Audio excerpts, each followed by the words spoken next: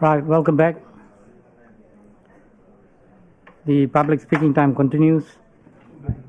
Can I have the next speaker, David Perks from Wellington, NZ? David. Is he here? I think I saw him outside. David, are you dreaming, mate? Welcome, David. Thank you. Sorry, I wasn't expecting. I know you just come from Wellington. You got 3 minutes. At 2.5 minutes, the bell will go, and you can wind it up. Yeah.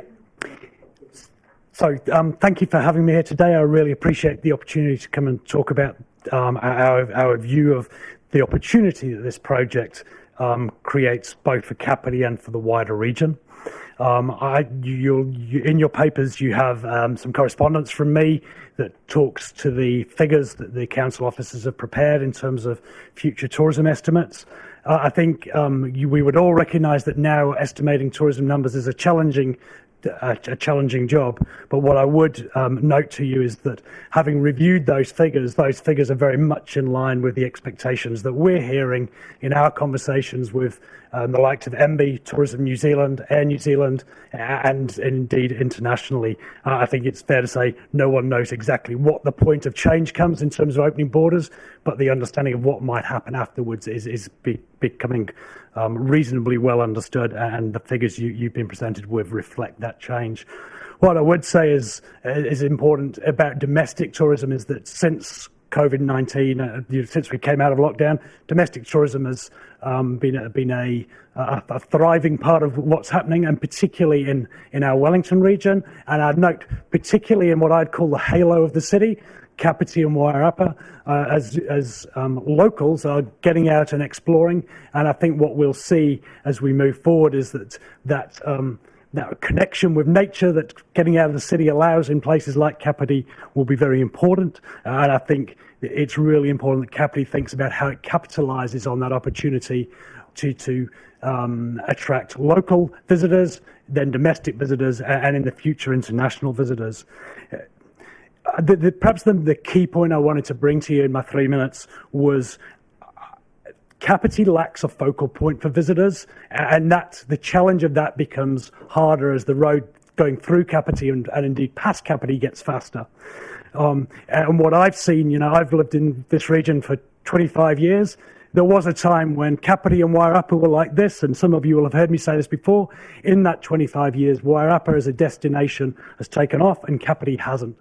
And it's that lack of focal point that concerns me, and I think the proposal you've got in front of you provides Kāpiti with the opportunity for a focal point for visitors, and importantly, that focal point is linked to what's on the island, which is so much an opportunity right now, because people want those kind of attractions, whether they're New Zealand, us, or in the future international visitors. Thanks. Questions? Councillor Compton. Thank you for coming along today, David. I've got a question just on your very final point there. You mentioned that domestic travellers want that sort of focal point in there, but there was research that came out from Tourism New Zealand just last month that actually says that domestic travellers are put off by things that they find too touristy, and that they're looking for things that they discover that aren't well known, that aren't well signposted. What would you say to that? I think, from my understanding of what Tourism New Zealand put out, that Tourism New Zealand were talking about the big box tourism developments, a Sky Tower thing. Visitors from anywhere still need to know what they can do in a place, how they can, the story of that place, and at the moment Kāpiti does not do that at all. So are you aware that the feedback that certainly I've had from talking from tourist operators and Manaaki through the chamber is that one of the key concerns for tourist operators isn't necessarily the lack of a focal point, because we have that in the island being there and being visible from throughout the coast, but actually it's the lack of the long-term lack of a decent digital presence and online marketing campaigns for the district, and that's the thing that's been holding back their growth rather than any sort of physical infrastructure. Yeah, I think you'll note in the correspondence you've got that I say having this thing, it doesn't stand on its own. You still need to give people it needs to have the right marketing around it. It needs to have the right experience in it. But just having a website isn't the solution. What you tell people on the website has to be realized. It has to speak to reality. And at the moment, there's a gap in your physical infrastructure as that hub, in my belief. So would that reflect the fact that we've had, in the 6 years pre-COVID, growth of over 20% per year to Kāpiti Island? Would you think that marries up with that lack of physical infrastructure, given that there has been strong double-digit growth for a number of years?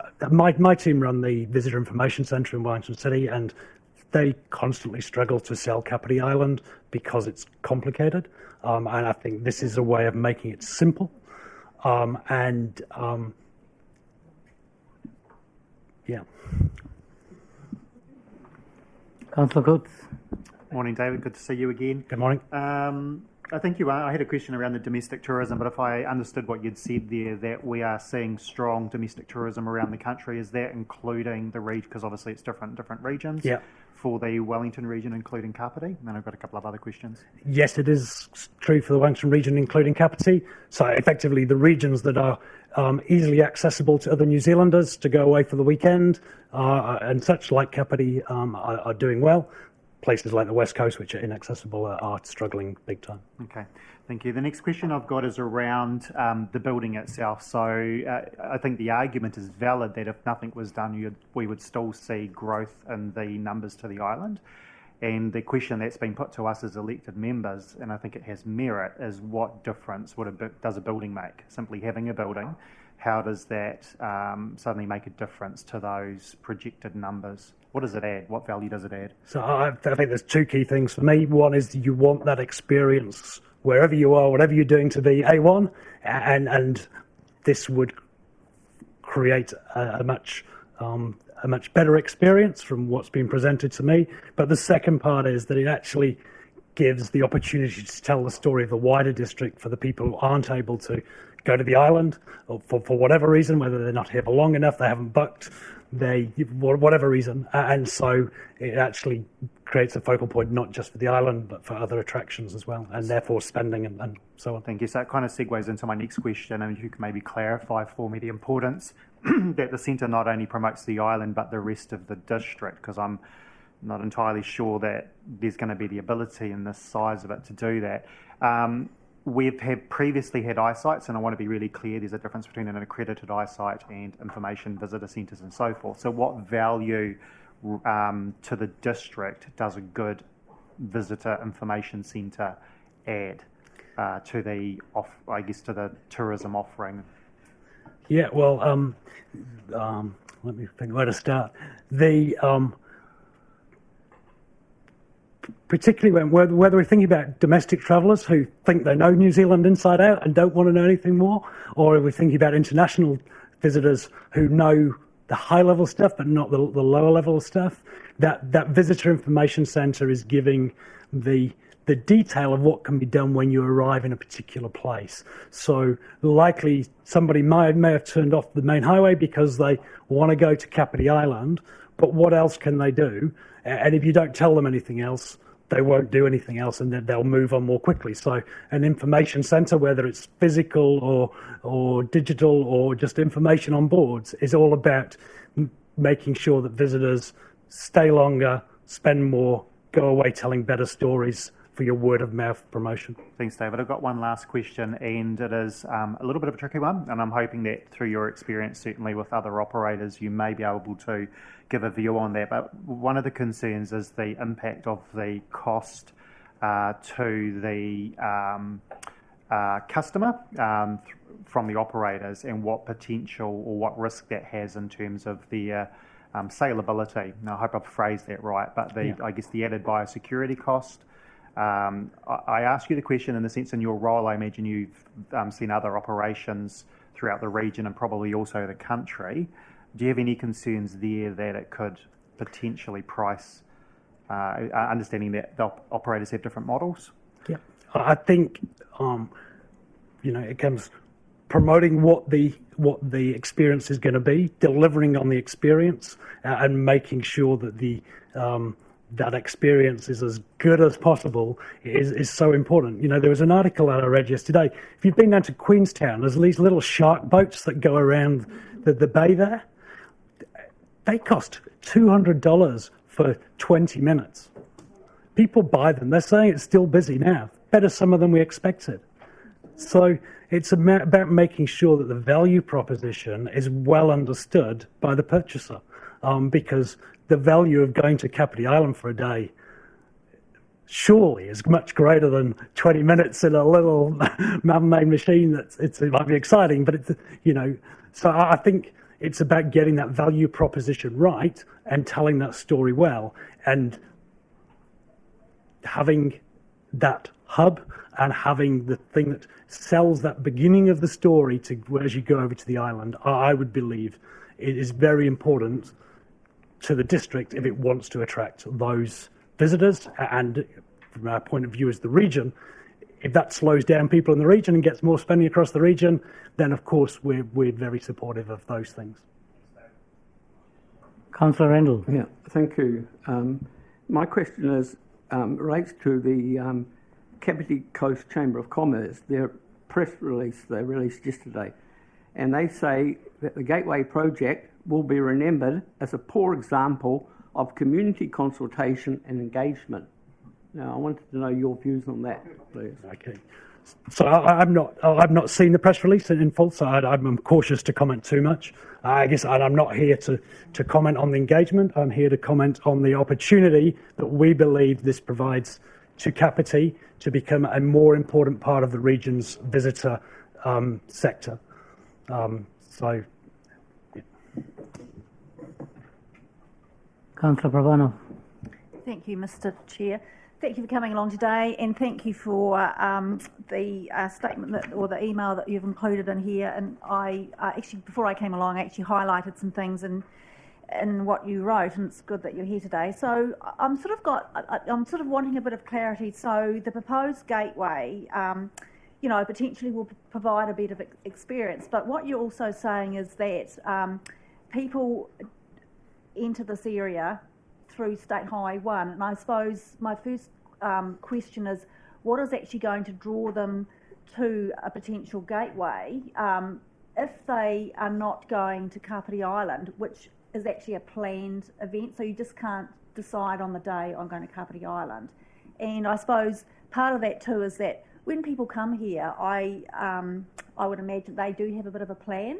So a gateway or where there's a lot of information about the area is probably more enhancing the experience rather than actually improving the numbers. I'm just wondering if you'd like to make some comments. Yeah, I think it can be both of those. As you've already heard, I think it's definitely enhancing the experience, but in a different scale. It's a little bit like when Te Papa was built on the waterfront in Wellington. It changed it because there became a hub destination where people went to, but also because people in other places began to talk about that place. And, you know, in my time in this, working in this space, I saw the opening of the visitor centre at Zealandia in Wellington City. And initially, as you will be well aware, the commercial going on there was very hard, very, very hard. But actually, when I now look at the way everybody from both nationally and internationally is talking about their story and the experience they provide, it is now financially a success, socially a success, and obviously from a sustainability perspective a success. And if you can draw that same level of recognition by improving the experience and putting the right marketing around it and all those things, you have the opportunity to go from being one of the islands around New Zealand and then with some niche interest, and it is, you know, the numbers are niche compared to the total volume, to being somewhere that people come into a visitor centre in Wellington and go, this is what I want to do, which is what they now do for Zealandia. So a further question, if I may, Mr. Chair. So a lot of people are concerned about the cost of this gateway, but I'll ask the question, do you think it's actually big enough to provide a visitor centre experience for this area, and particularly when there's other things like whale song, which are probably more central, which are being thought of as well, which could potentially do the same thing. I don't want to compare projects because I think there's lots of good ideas out there, and I don't want to put anybody's ideas down. I do think the physical location is a good kind of magnet point for Kāpiti, and so I think that's important. I think it's what I'd suggest is it's not the scale of the development, it's the quality of the storytelling in the development that will make the difference. So further question. So in your experience, a lot of the focus on this gateway is about Kāpiti Island, but we've also been told that it is meant to benefit the whole area. And in here you mention about Ngāmanu and the Waikanae Estuary walkways, escarpment, etc., etc. And no doubt there's other tourist locations here. So how will this actually benefit those tourist activities as well as the whole community, such as people in Waikanae Beach and people in Otaki?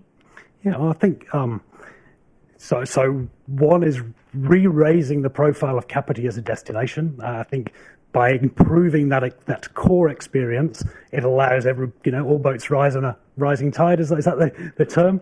There's that, but I also think as I've said, there are days when you can't get out to the island. There's people who don't have sufficient time, and if we find the best ways of telling those stories in this development, it provides the opportunity to make sure that we are pointing people in the right direction, so that people do follow the pathways we want them to follow, so they go to other parts of the district and experience other things that we all know are fantastic as well. Thank you. Councillor Henford. Kia ora, David. I'm just wondering around your thoughts on either the inclusion or not including a food and beverage operation out of the gateway. What are your thoughts on that? Yeah, so I don't think the gateway has to have a food and beverage operation. I think making sure that I would suggest that getting it right would mean that the food and beverage offerings in close proximity, and there are lots already, will be more successful and will reap the benefits of it. And I think we want the private commerce to succeed, don't we? Thank you very much. There's no other questions. Thank you very much for your time. Kia ora. Next speaker is Mr. Glenn Cooper from the Kāpiti Island Eco Tours. Welcome, Glenn.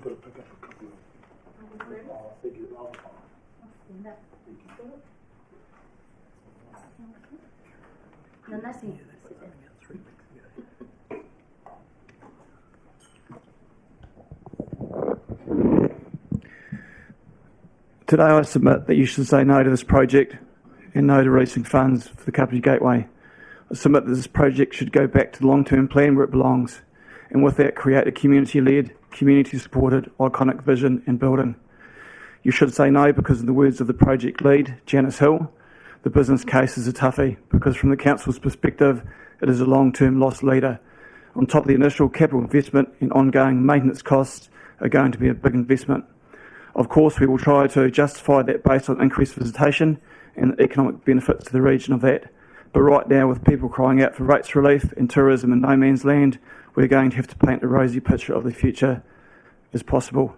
In order to make this investment fly at all, we're going to have to show growth by some margin in order for the council to support this. I could not have summed this up better. It was so tough you had to go to PwC and put a bar and cafe in it. In the rush for free money from central government, process good governance was thrown aside. In order to secure funding and without any consultation, council invented growth rates of up to 58,000 people a year. Impossible to attain. Didn't we paint a rosy picture? Growth now downscaled by PricewaterhouseCooper from the ridiculous to plain not achievable. Estimated growth without ever speaking to a company that takes 43% of the visitors to the island. Made up numbers. No discussion in terms of constraint of growth or the future. For the record, we do not believe the current numbers proposed, 20 to 28,000, are remotely achievable, and you will not get the growth you forecast. Any visitation will certainly not increase when visitors are charged more, leaving the ratepayers to pick up the cost of the building and my business. This island has a history of exploitation of resources and the environment. Did anyone ask Kāpiti Island Eco, our company, or the community if we actually want 30,000 people on this island? A quote from a survey commissioned by project lead Janice Hill of customers who have been to the island. Many stress they wanted this growth to be carefully managed to maintain the serene protected status and do not want overrun of tourists. This island does not have the infrastructure for the growth you've predicted. It literally has 3 toilets and limited water supply. New Zealand's waking up to sustainability in tourism around the country when tourists return, and it's simply not about numbers. This company is about sustainability of tourism on the Kāpiti Coast, not exploitation. It appears that KCDC is not. But hey, you didn't ask us.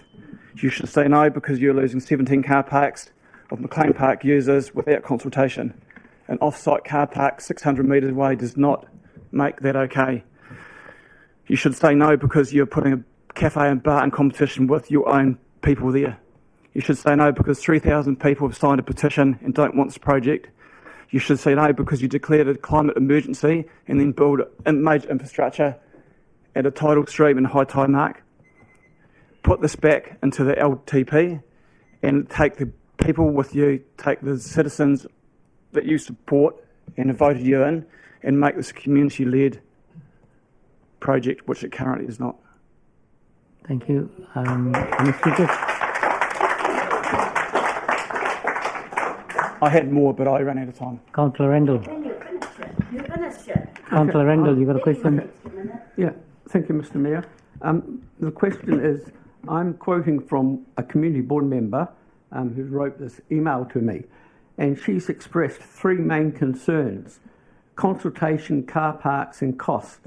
Do you have any views on those? Yeah, I do. Firstly, in terms of cost, the initial project that was put before us as a key stakeholder was a small, iconic building connecting land, sea to island, wasn't going to be staffed, wasn't going to be eyesight and drag, was going to have no cost on our company. And we support the concept of a gateway. We don't support the concept of a gateway with no consultation with the public. In fact, exactly the opposite, with over 3,000 people saying no. So in terms of cost, we are firmly against our company being leveraged for this wonderful monstrosity of a building. 68% of this building is in biosecurity. This thing's going to get built. People are going to turn up from Wellington and go, wow, what's that big building over there? Oh, sorry, that's all locked up. It's locked up for 23 hours a day because we use it for like about 20 minutes in the morning. Biosecurity should not be a council function and ratepayers should not be paying for it. It should be a conversation between the Department of Conservation and the concessionaires. And in fact, John from spoke earlier. In 30 years, he's never actually found anything in his biosecurity checks. Leave that part of the building with Doc and the concessionaires, and you have the price of the building. Yeah, definitely. Councillor Compton. Kia ora, Glenn. Thank you for coming and sharing your perspective as one of the tour operators with us today. My question is, what would be the one thing that council could do that would support the tour operators to Kāpiti Island? What would be the most important thing that we could do to support you? I think in terms of the project, don't charge us. If you want this wonderful building for the region, then let the ratepayers pay for it. Simple as that. There is price sensitivity on people going to Kāpiti Island. New Zealanders don't like paying to walk in their own bush. So our rack rate is $80. We sell most of the year $65 and all through spring $50 a ticket. And we pay Doc $10 a ticket from that, and then we take GST off that. So we're taking people over there for like $42. Kids we do for $40, schools we're doing for as low as $30, less GST. So, there is price sensitivity, and don't be fooled. John can stand here and say, if we can't sustain that, then we shouldn't be in business. Well, yeah, his view also is let's just build it and we'll argue about it later. Who's going to pay for it? So if I could ask a follow-up question, what was your experience when DOC increased the charges on people going over to the island? What impact did that have on visitation? Yeah, so that was before my time, and I know we have Jenny Fraser who's speaking later. Jenny is probably a good question for Jenny, if I could prompt that. But my understanding is that numbers plummeted by 70%. Perfect, thank you. Councillor Coates. Glenn, thanks for coming in today. And if I could just, I guess, comment on a personal note, because I can't speak on behalf of the council, that I'm sorry. I think you guys, when I met with you, said it's been hell the last few months. So rightly or wrongly, from as an individual, that's certainly not been my desire. When I'd met on a couple of occasions with you both, you had referred to the concern around the price sensitivity. You touched on a little bit in your response to Councillor Compton. Do you want to maybe just talk about the proposed cost to children, particularly, the level that you need to go to discount, and then secondly from that, actually I'll hold the second question because I want to phrase that on its own. So just particularly around the children to the island and the price sensitivity around that. Yeah, so we do a lot of schools to the island. Between September and Christmas, we did 1,100 school kids. Now, a lot of these schools are really struggling to even make that trip affordable. We've dropped our price to $30 for a lot of those schools, our Decile 1, Decile 2. And, for a family of 2 adults and 2 kids, at $80 each, $160, and 2 kids, $40 each, it's $240 for a 5-hour day trip. Now, we're not Queenstown, we're not Wanaka. That is a serious amount of money for a family for a day trip to the island. Now, add on another, it's going to get to $10 a head for adults and 5 for children. That will very much put a lot of families over the edge, and visitation will drop. The fact is we are discounting. We have to get people to come over to the island. It'll be crippling for us. And then throw in car parking. We're going to get charged probably, who knows, $10, $15 a day for car parking at the golf club. We will definitely see visitation drop, which will affect everyone.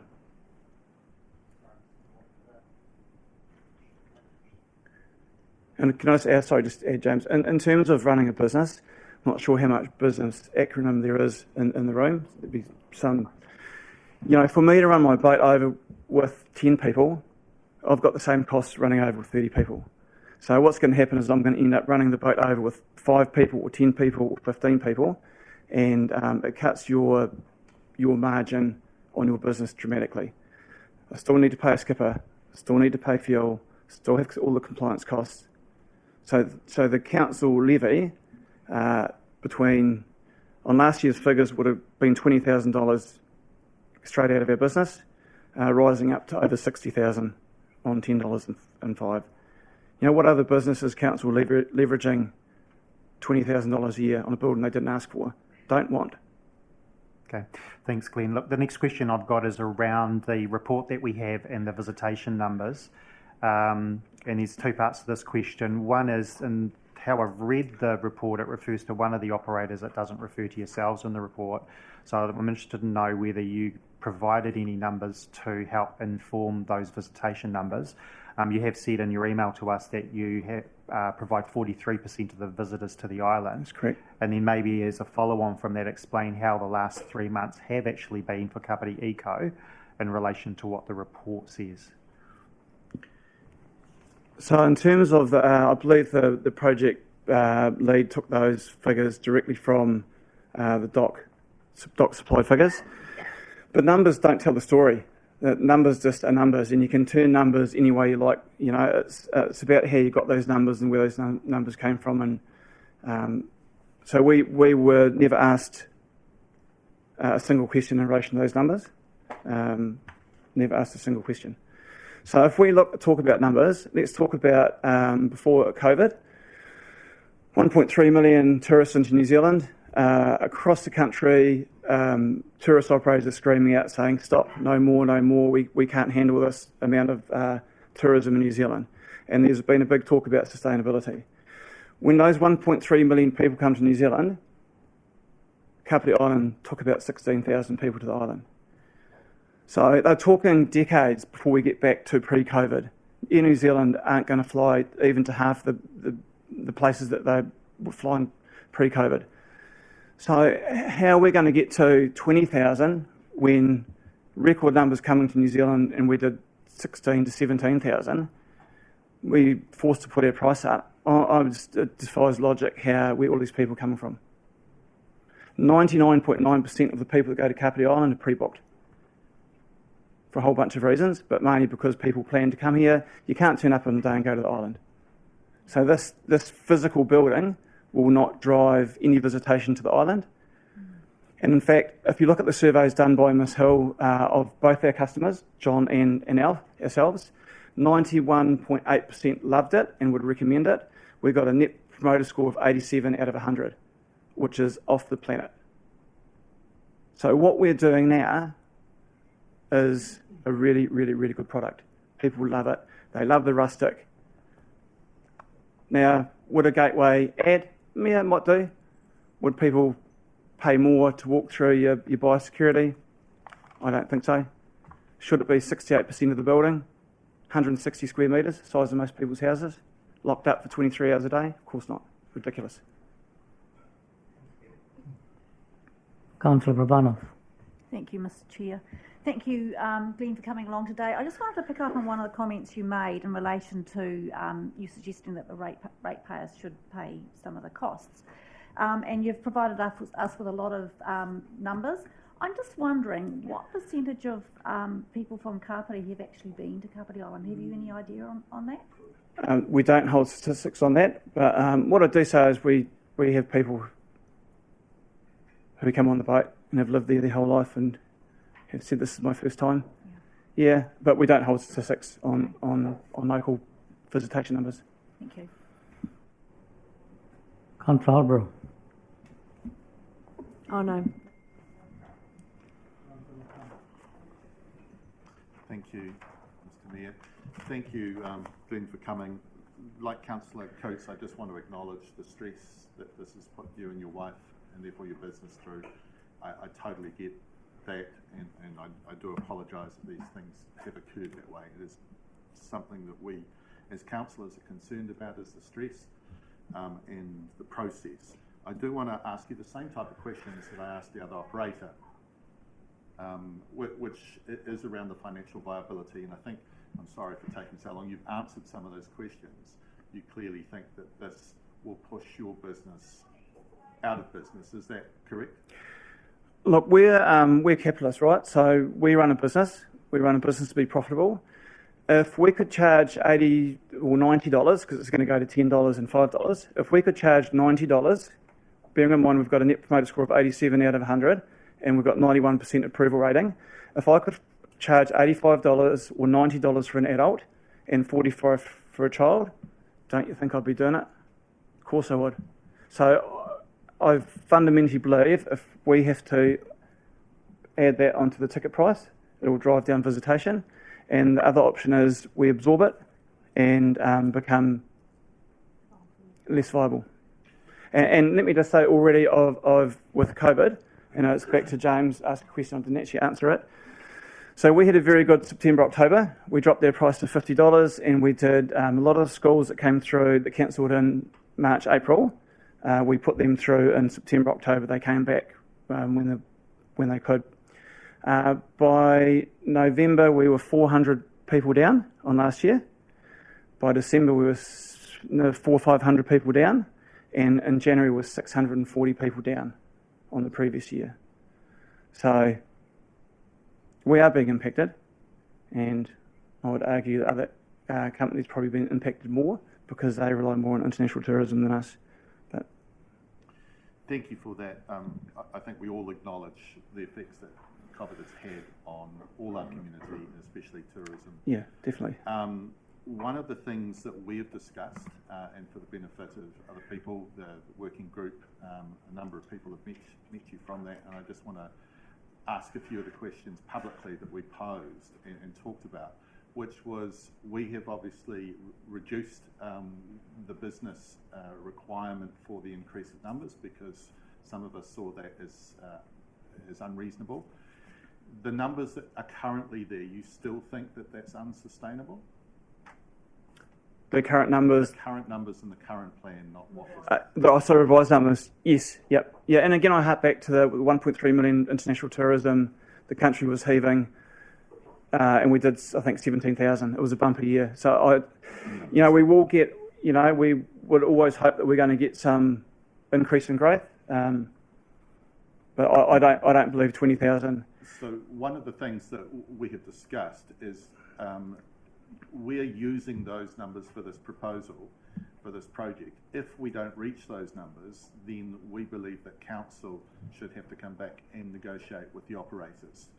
Do you think that alleviates some of your concerns while not being a perfect solution? Well, it's not a perfect solution, and it opens up to, I've said this before, the council hits the green line test of 200 or 250 million, and all you guys are gone in 5 years' time, and we start austerity across the district. It leaves us very vulnerable, very vulnerable. And so, just on the growth on the island, it's not actually just people arriving here looking for something to do.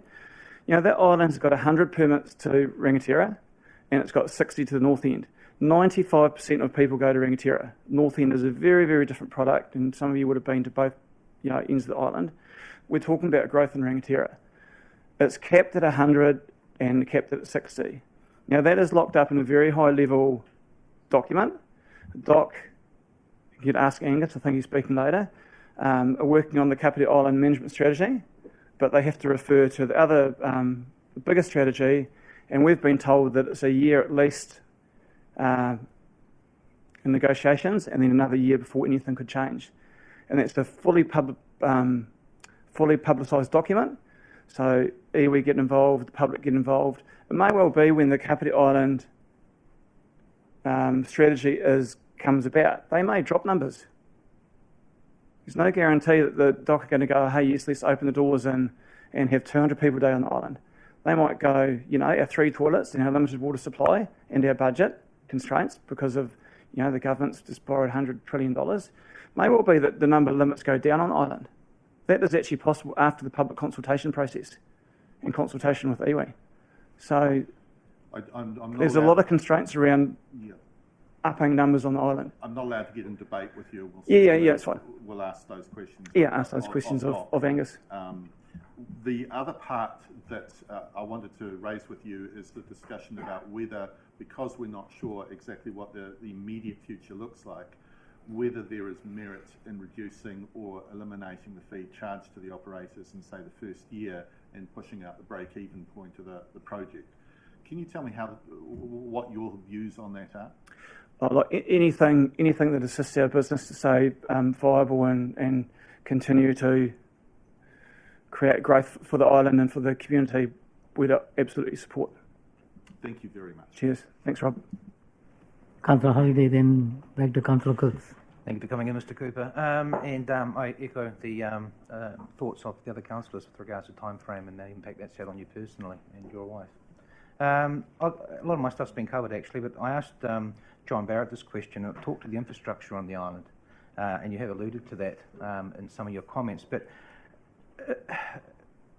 what sort of time frame? I mean, if numbers did increase and it was down Rangatira, where are things at, in your opinion, with regards to infrastructure we have? And if numbers did increase, would that infrastructure cope? Or would DOC need to increase the infrastructure with the number increase as well? And perhaps what sort of time frame you think might be around that? Yeah, well, DOC would definitely have to add the infrastructure. If we have 3-4 days of 100 people at Rangatira, the infrastructure is, we're being asked for not to flush the toilets. Yep, so the tracks are pretty good, but we get 3 or 4 days of rain on the trig track. You're in sloshy mud. So the growth that everyone's talking about, there will need to be major infrastructure done to upgrade certainly the trig track and certainly the toilets and the water, which is the major infrastructure that we're talking about. On the north end, there's one long drop toilet and no water. Right, okay. That's what we're talking about. During the McLean Park plan consultation, there were different options given on the position of a gateway. Talked about, the end one that was picked was talked about a collaborative approach being had in advancing this project. Do you feel there's been a collaborative approach? No, there's been no collaboration whatsoever. Certainly not with the public. And that McLean Park strategy in the consultation document has been used as the consultation document. That document talks about being the basis of discussion. It talks very much about the basis of discussion for the future of the gateway. There's been no discussion as far as I know. There's been a bit of a sales pitch on this current project. Thank you. And the other question I had, just something that was in the Price Waterhouse report, and I think it's saying that you hadn't actually been interviewed by them, but it talks to a indication around a 10% concessionary charge on ticket sales. Have you been consulted or talked to, or had any feedback or anything into that? No, we've had no consultation with the project. We haven't had a phone call or email from the project lead or the project since May last year. Thank you very much. Glenn, I just wanted to pick up on a comment that you made and for you to provide some more context around that, because I know in meeting with you individually it may have been sort of misconstrued. You made the comment that if we wanted a visitor centre, then ratepayers should pay for it. And I know that your and Vicky's concerns is the reputation of your own company, because you've been dragged into this in some ways through it, without your own intentions. From what I can gather, you generally support the idea of a visitor centre gateway, but it's in terms of the process, the way that we've gone about it. Councils have previously funded that out of rates in terms of visitor centres and information centres. But I guess what you're necessarily saying is it shouldn't be at the cost of your business. And it was just, I guess, in the throwaway comment that you said, it just lacked the context around that, and I wanted you just to... Yeah, so I think when we were engaged as a key stakeholder on day one of the project, it was sold to us as a small iconic building, not staffed, low cost, at no cost to us, now and in the future, no cost to DOC, and the biosecurity be small, fit for purpose. That concept is great if you have a very simple biosecurity that's maybe a little bit better than what we're doing, but not the size of a house, 160 square metres single use. That will bring the cost of the project down, which would alleviate the cost to the ratepayers. I fundamentally do not believe, firstly, that council should be getting involved in biosecurity. That's a DOC responsibility. But if you want to do that, then don't leverage me for it.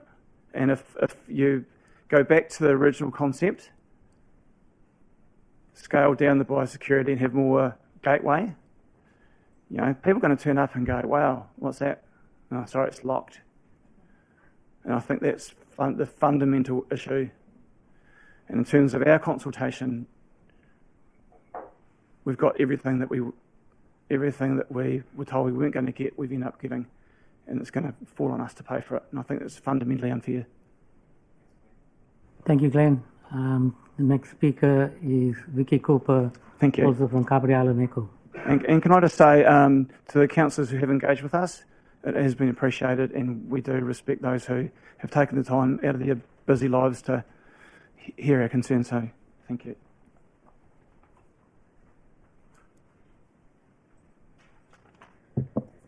Good morning. Apologies for any repetition. I've prepared this, so I'm just going to read it.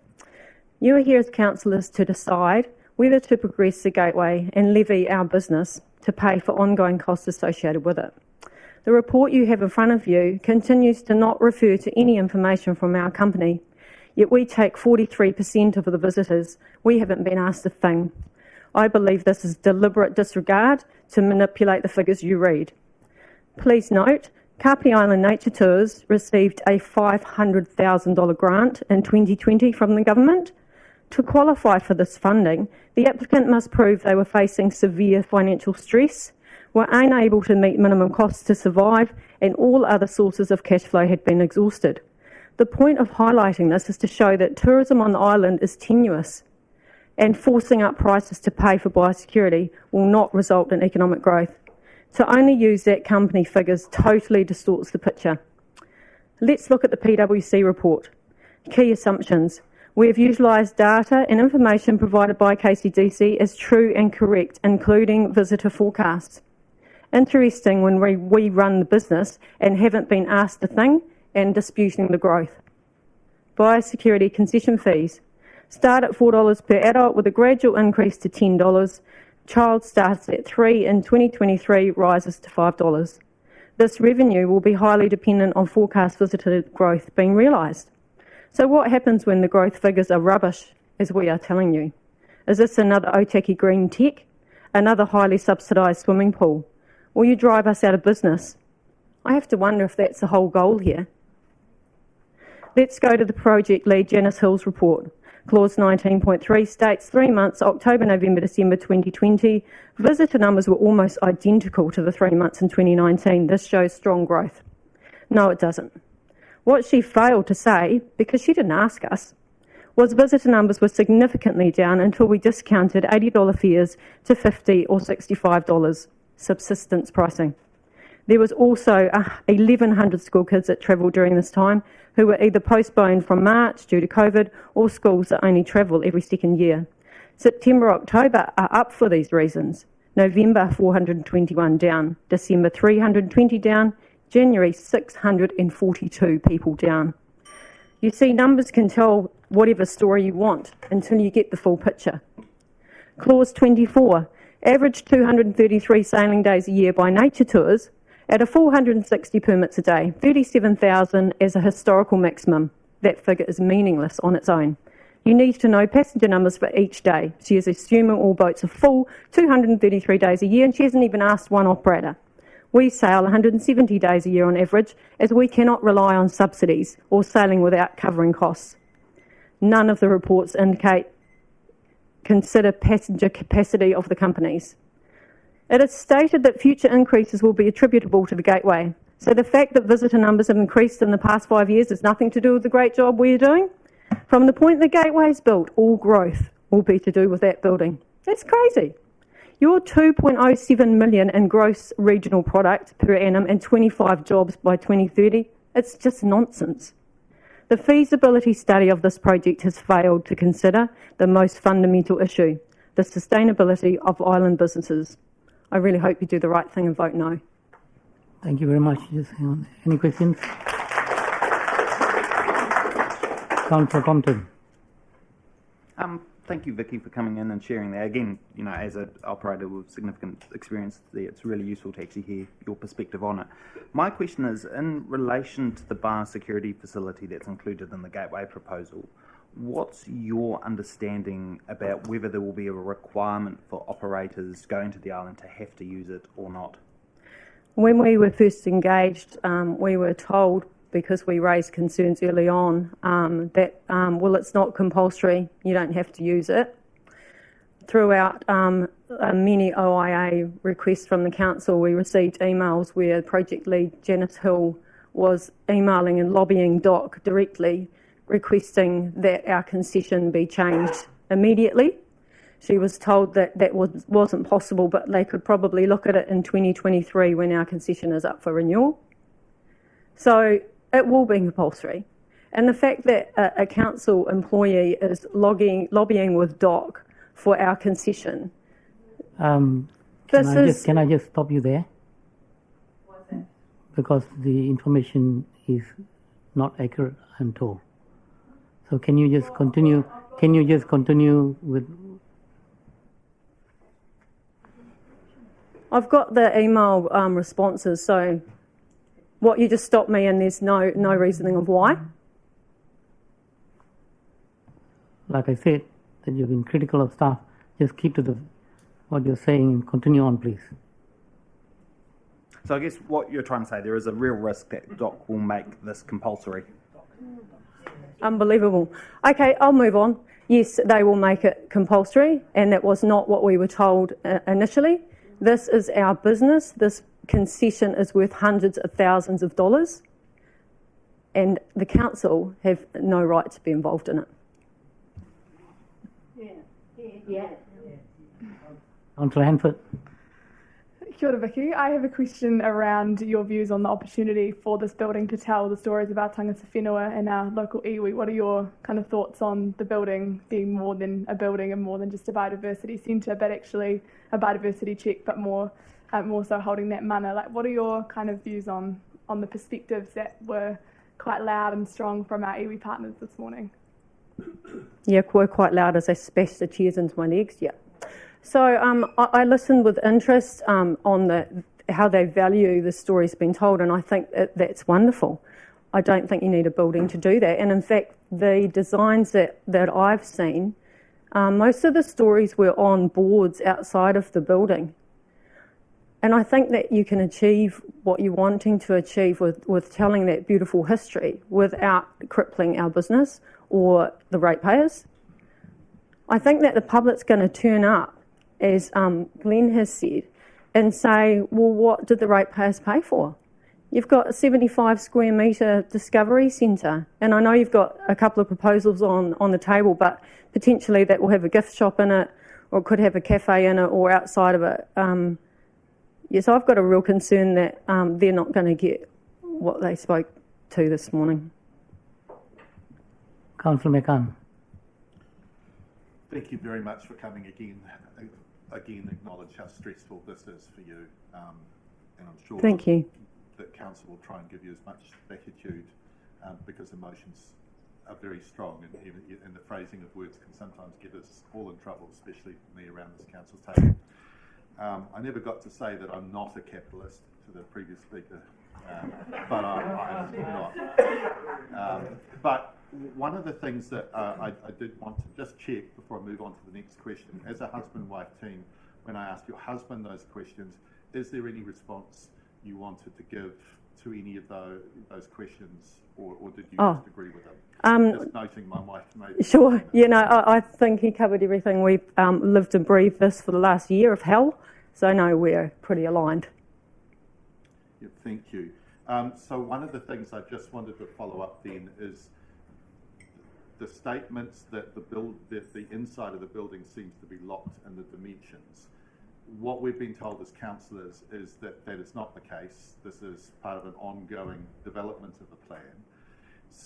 Can I ask you, would it make you more comfortable if the biosecurity side of the building and that function was made smaller and more economical, and therefore the cost to your business was reduced? If the cost was to disappear, yes. But I think you're probably better to ask someone that's an expert on resource consent, such as Darren Hunter, or something like that, because my understanding is you can't just go changing whatever you want now you've got this far along the line.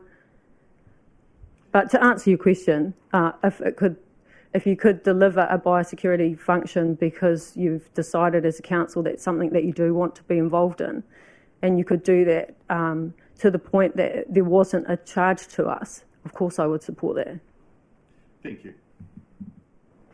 Councillor Coates. Morning, Vicky. I asked a lot of my questions to Glenn because I actually wasn't sure that you were speaking as well. So I reiterate the comments that I made to him around the impact on you both. The question that I have was around the comments that you made earlier around having to use the biosecurity. I don't want to traverse into the issues around emails and other staff members. The question that I have to you is, do you believe that, and sorry, before I ask it, I'm not sure whether we'll have the opportunity to ask any questions of Doc today as elected members, but if I do, I'll ask the same question then. Do you believe that Kāpiti Eco Tours should have the ability to propose their own biosecurity option if it's as good as or exceeds the requirements, and therefore not have to use the facility if you don't want to? Certainly I do, and we have actually been down to Doc and put a paper before them that does exactly that. It's like a mobile biosecurity unit where people would just walk through like a trailer, covered trailer. So actually their feet will not touch the sand from the point they walk through the pod and onto the boat, which is even superior to what you've got in front of you here today. But we were told by DOC when we went and talked to them that they were quite open and transparent in saying, look, that sounds like a great option and we understand that would meet biosecurity. However, we are supporting the Gateway and we would be remiss to give you the go-ahead to go and invest in building that when we support the Gateway. Right, no other questions. Thank you very much. Oh, hold on. Councillor Holiday, have you got a question? Just one question, Vicky, and because so much has been answered already in your presentation, I was just curious, that sort of biosecurity that you're looking at, did it have a cost attached to it? I think it would cost us about 10 grand.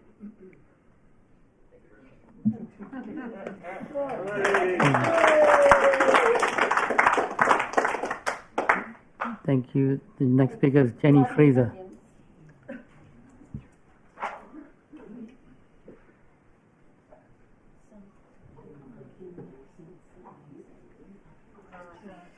Morena. I do feel probably a lot of the things I'm going to say have been covered, so if I need to move on, someone just tell me. Just want to introduce myself. I'm a local ratepayer and businesswoman, lived on the coast for over 40 years. I've worked in financial and operational improvement in business all my life. I'm a former owner-operator of the Kāpiti Island Ferry and manager of our information centre, Eyesight, when it continued to lose money, and most of the customers were locals buying bus tickets. And the thought that a gift shop could generate positive income is a pretty big ask. I'm also the lead researcher for the Electra Business Development Project, which looked at sectors that showed the most potential for business growth in Kāpiti. Tourism is not identified as one of them. The sectors that were identified were ICT, food and beverage, transport and logistics, and service industries. I think on the Council's own economic development plan, tourism is way down the list. And in the past, there has been lots of endeavours and money invested to try and increase our tourism spend and our visitors, and it has not been particularly successful. I actually think a gateway centre is a great idea. Look, I stood in the car park for 4 years doing biosecurity checks and wind and rain and sun and whatever you could imagine. And it did get embarrassing that we had this world-class facility and people were trudging through the sand and the loos are way over there. But I can't support the proposal that you have in front of you. 2 reasons, really.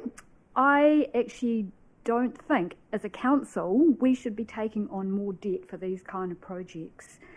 Our liabilities are huge as it is. We're twice the national average in terms of our liability, and there shouldn't be further debt to ratepayers. This is a commercial venture. The attraction to the business of visitors to the area is a very, very small part of this whole project. I did read most of the report, and unfortunately, I don't think it really tells the whole story. So all of the costs weren't included, particularly things like parking. There was no contingency or risk analysis. On those numbers, 2012, DOC put the price up by $25. The numbers went down to $2,000. It took 3 years and discount. When we sell a grab one, the numbers are there. But at full ticket price, the numbers collapsed. So the risk of those numbers is huge. And the other huge limiting thing is on the island, and I'll just talk about the island and then I will finish. It's not just about sending more people. There's one really good track, 100 people at the top of the island at one time, and it's full. One toilet at the top, one visitor centre at the bottom. This isn't a standalone project to do some marketing and send people to the island. It's much bigger than that. We don't need a $5 million project for this. We need to redesign the project and get it within a reasonable budget. So, and yes, and I really don't think that the consultation process has been great at all. So that's really just. Thank you very much. And just stay there. Any questions? Councillor Compton. Thank you for coming in. It's nice to actually talk to you in a situation where our dogs aren't barking through the fence at each other. Jenny's my neighbour. Yeah, horrendous conflict. Yeah. Our dogs are always in conflict with each other. So I just wanted to drill down a bit more into you. So you answered that earlier question I put to Glenn around the impact of when Doc put the price up and that dropped down to 2,000. How much pressure did that put your business under to have such a massive drop in visitor numbers? So we bought the business at that stage from the previous operator, who was under severe pressure. He'd been unable to keep up the maintenance on his boat.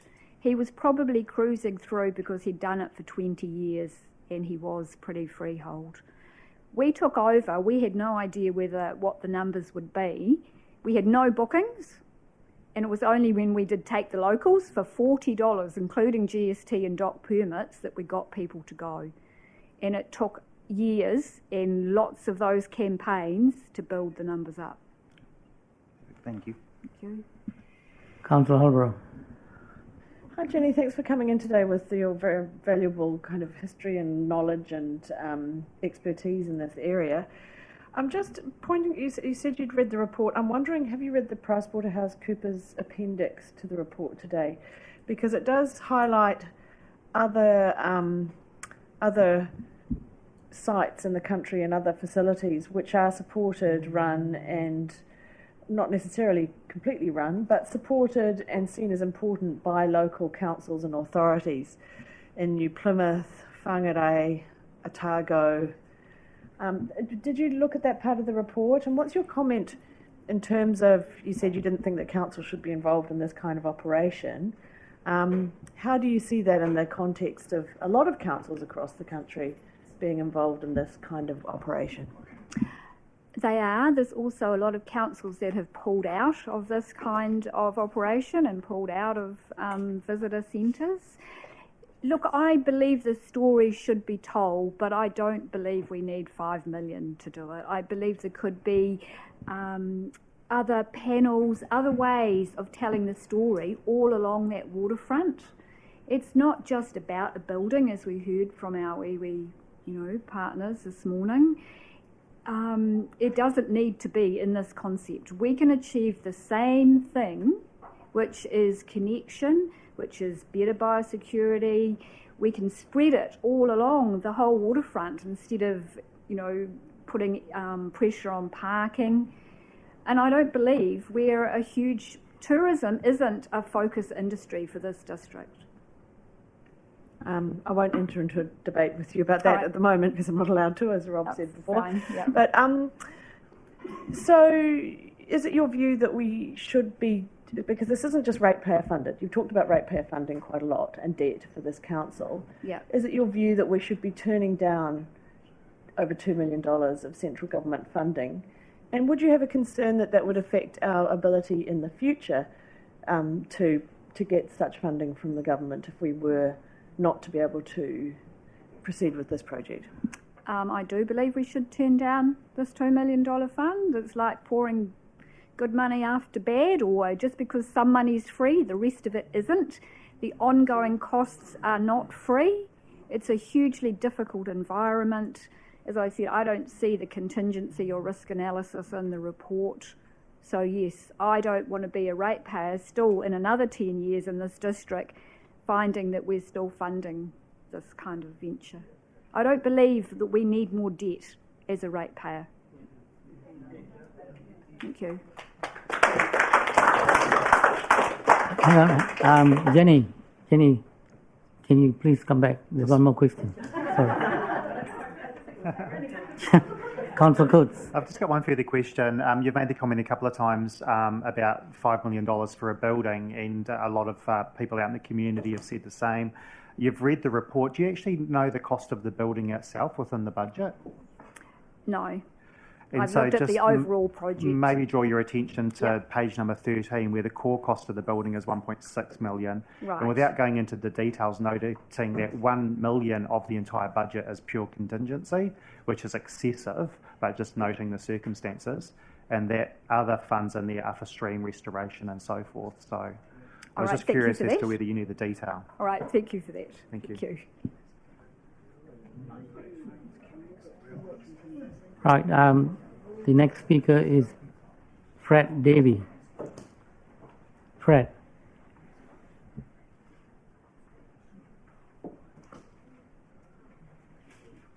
First of all, thank you very much for giving me the opportunity to talk to you about this project. I'm a ratepayer who will be affected by whatever building is put up there if it's put up, because I live very close. I know the park very well. I walk through the particular area where the building is going to be probably 6 days a week, 50 weeks a year. I am totally appalled by the lack of consultation of ratepayers who will be affected by this project. I've been tried, the Mayor knows, with due respect, that I've shown an interest in the Gateway project for 4 years or more, was when we first discussed it. We had a difference of opinion. You wanted a grandiose project, I wanted something small. Anyway, the concept of a gateway has been around for, almost 30 years, and I think we've still got 30-year-old thinking applied here. Most people get their information digital. People have talked about digital information.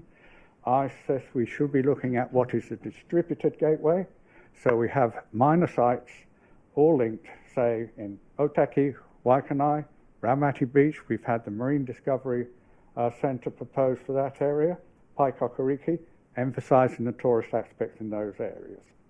Parks should be open natural spaces, and buildings with McLean Park, which is long and narrow, should be at a minimum. Coastal accessible parkland areas where one can look across the coastal dune area at the sea and island are extremely limited from the north end of Waikanae down to QE2 Park. McLean Park is most of it, and that is less than 25% of the coastline. All the rest is tied up privately. There is already high pressure in this particular area at the junction between Kāpiti Road, Manly Street and Marine Parade. Traffic gets heavily used there in summer particularly, and if you want to see how bad it could be, you should have been down for the underwater spearfishing competition a week before last. It was chaotic. But this is, in the summer, you get a lot of traffic down there. You don't want to start attracting and bringing more people down there in the summer. So I suggest we don't want something down at that end of the park. I think the project needs significant revision, and only, from my point of view, an adequate biosecurity facility should be in McLean Park. The rest should all be on the eastern side of the road. Won't go into that anymore because I've just been pinged. 2 consultant reports are important, and I think these are being used to justify one. The first one is the economic report. I would say I'm moderately intelligent. It's extremely difficult to follow. It's obscure. It doesn't really clarify exactly what they're talking about and how they get to their results. Some items are really unusual. Quote Appendix 1, Table 2, construction costs so much, flow on costs so much, but the flow on includes supplies called aggregates. That surely is in construction. Double dipping. Price Waterhouse Cooper report. Obviously, this was brought in to knock your socks off. Price Waterhouse Cooper, very eminent, very responsible. But if you look in detail at that, the whole report is full of caveats and disclaimers. And I would suggest to you, it's not worth the paper it's written on. I don't care how much you paid. I don't think it's worth the paper it's written on. I guess the next thing I was going to comment on, oh yes, the examples. This came up. The examples at the back, same as with the TRC tourism report, which came out earlier. Beautiful examples of very nice buildings which exist, but none of them are in a similar situation to what we're talking about here. Zealandia, you can quote, where is the commercial outfit close into Zealandia? It's not, it's remote. It's in a very large area. It can put a big building and it won't be noticed. Right. We're not in that situation. Right, can you... Final comment, council papers. Many items in the council papers can be challenged. I noted at least 17, but I've run out of time. Hang on there. Thank you. Question time. Councillor Randall. Yeah, thank you, Mr. Mayor. Fred, or Dr. Davey, I'd like to ask you a question regarding a press statement issued by the Kāpiti Coast Chamber of Commerce. They say the Great Gateway project will be remembered as a poor example of community consultation and engagement. What are your views on their statement? I think I stated that right at the start. I would have to say that as far as I can see, from council officers' point of view, ratepayers are just cash cows, consumers, and we're treated like mushrooms.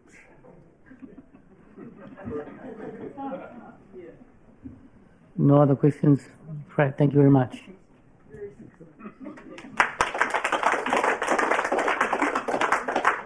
The next speaker is Christopher Ruth. Welcome.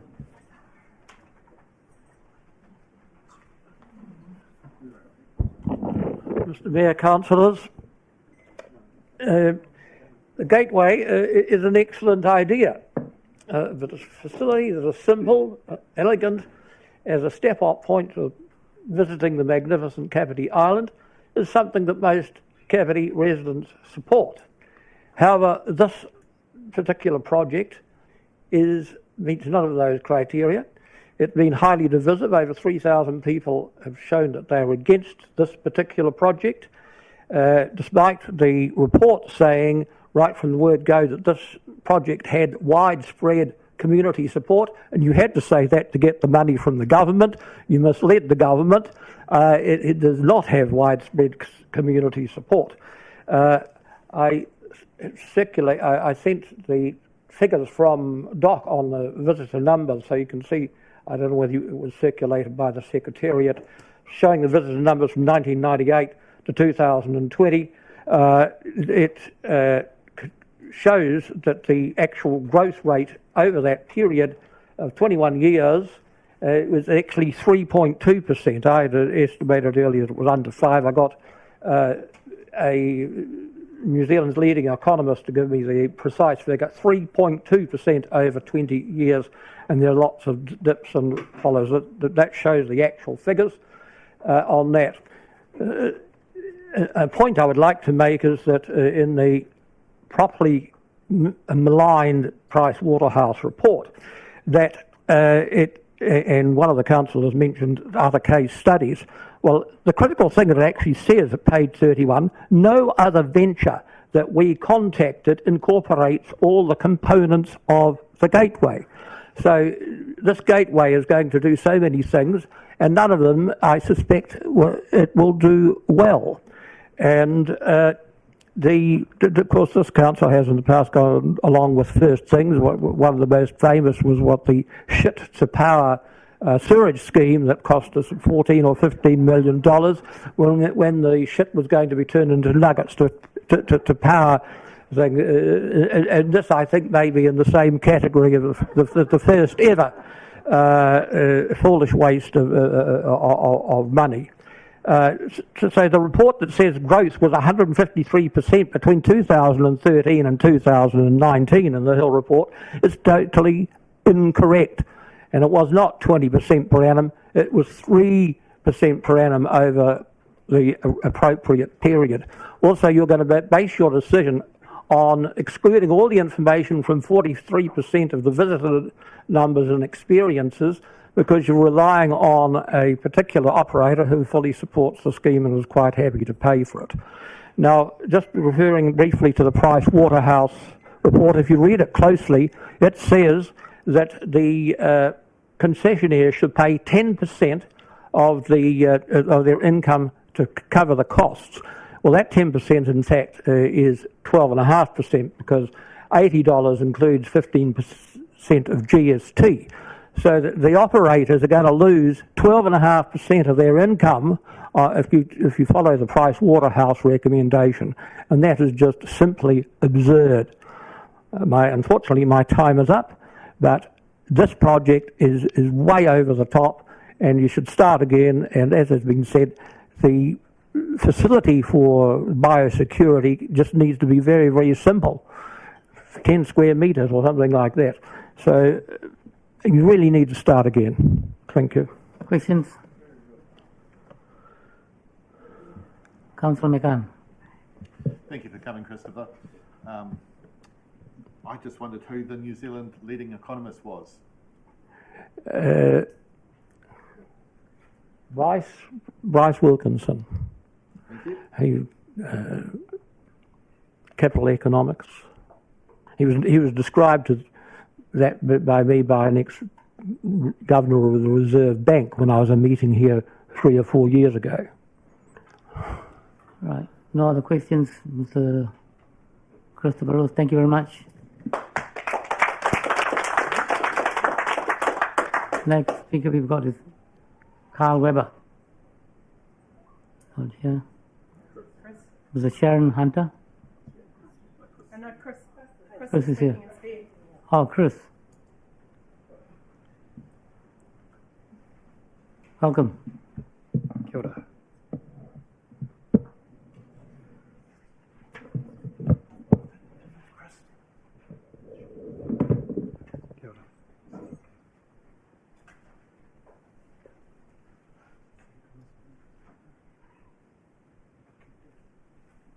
Ohatana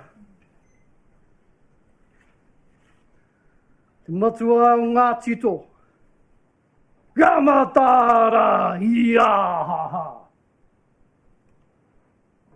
Katu au te mihi atu kia koutou, te tēpū Koutou ngā kaunihera Tātou katoa, he mihi atu kia tātou katoa Kia ora. I'm here to speak a very short notice for my brother Carl, who was unable to have his request met for speaking before 10 o'clock. We would have liked to appear alongside our iwi, would have been a good. Before we start, ko waio, I speak on behalf of our whānau. Ko tēnei te tōkano te paukōrero.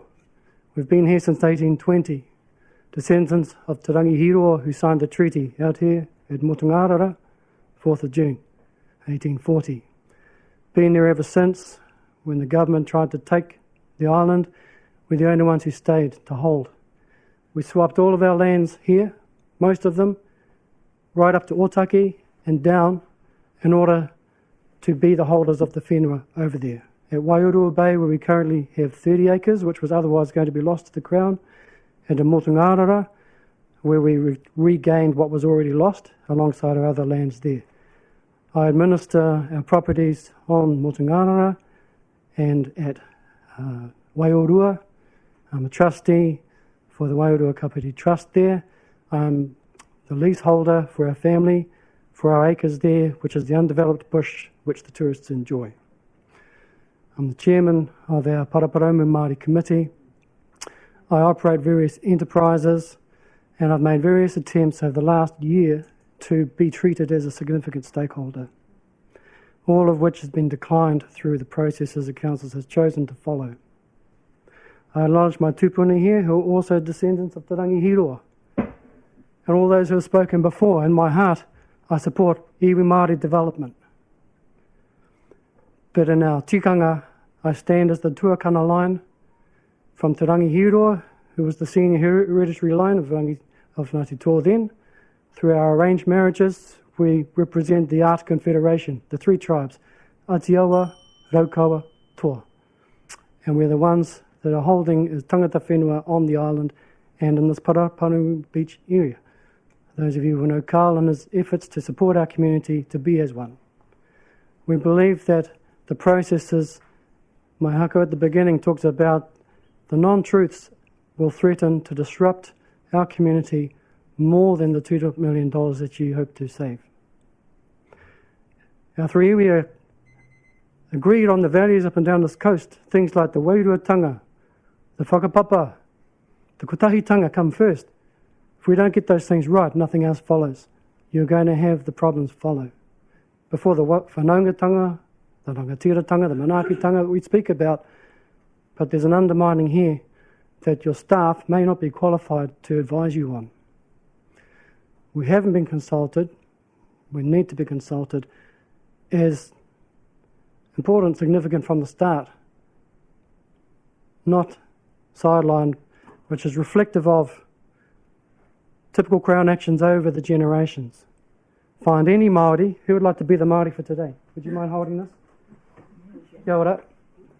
Because Council requires your legislation to have regard, for Māori, and my policy actually, if you hold that too, it's $20. Just make sure you put on a good show when I finish my kōrero, because you're a Māori. I see you're a Māori.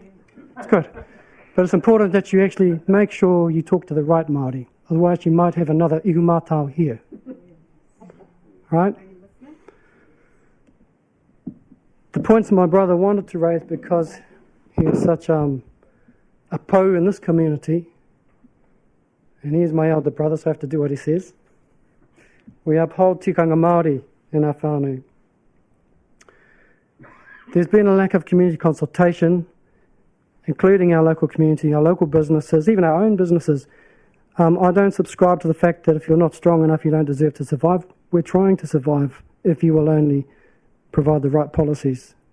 And I would say to Glenn, my friend here, if he goes out of business because he can't do biosecurity, well, we will be doing biosecurity on our end at the island.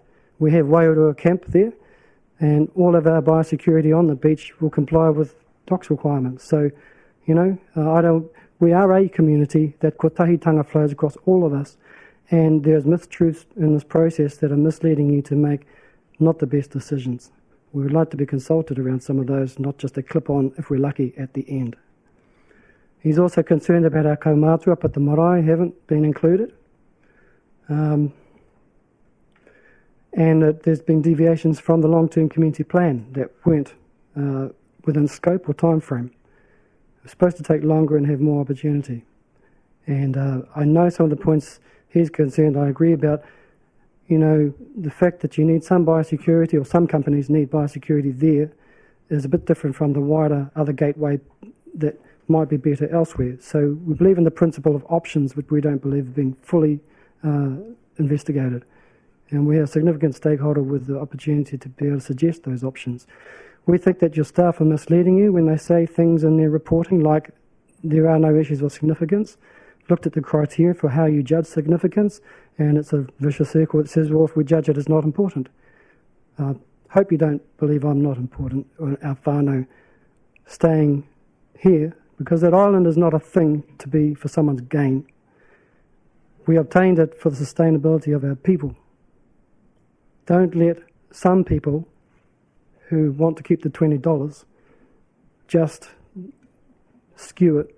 That's going to cause those disruptions that you are going to get. Prefer that you delay this decision so we can be included and look for a sustainable long-term solution.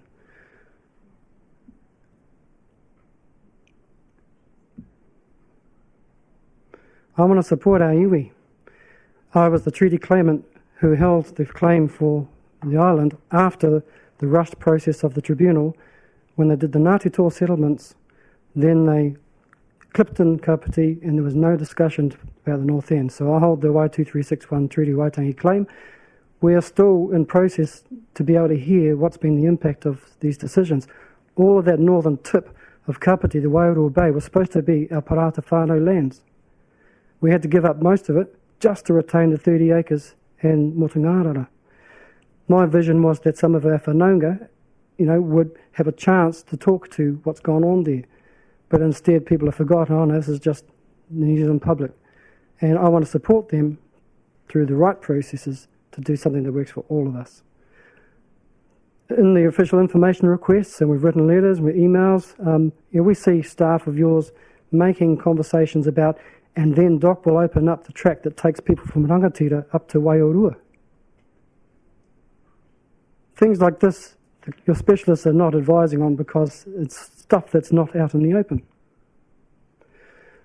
Where we buried my dad a couple of years ago, right beside Te Rangihiroa, the hereditary line, the tourists pass, Te Wāhi Tapu, there's no regard. We want to know, for example, what are the numbers going to balloon to on our private block that we lease, on our wahi tapu, which is 2 metres from where all the tourists go. We want to be involved in those conversations. When someone's just gone on the ground, we make sure we wash our hands because there are spiritual issues involved. So we need to be kaitiaki on our own whenua.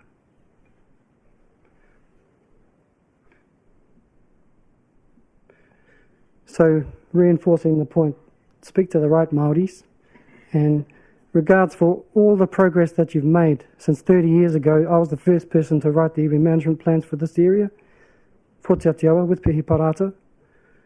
We tried to take the beach bylaw at the time, section 33. Council didn't know what to do at the time. And I still support whatever we can do. Don't appreciate being treated not as significant. Shame.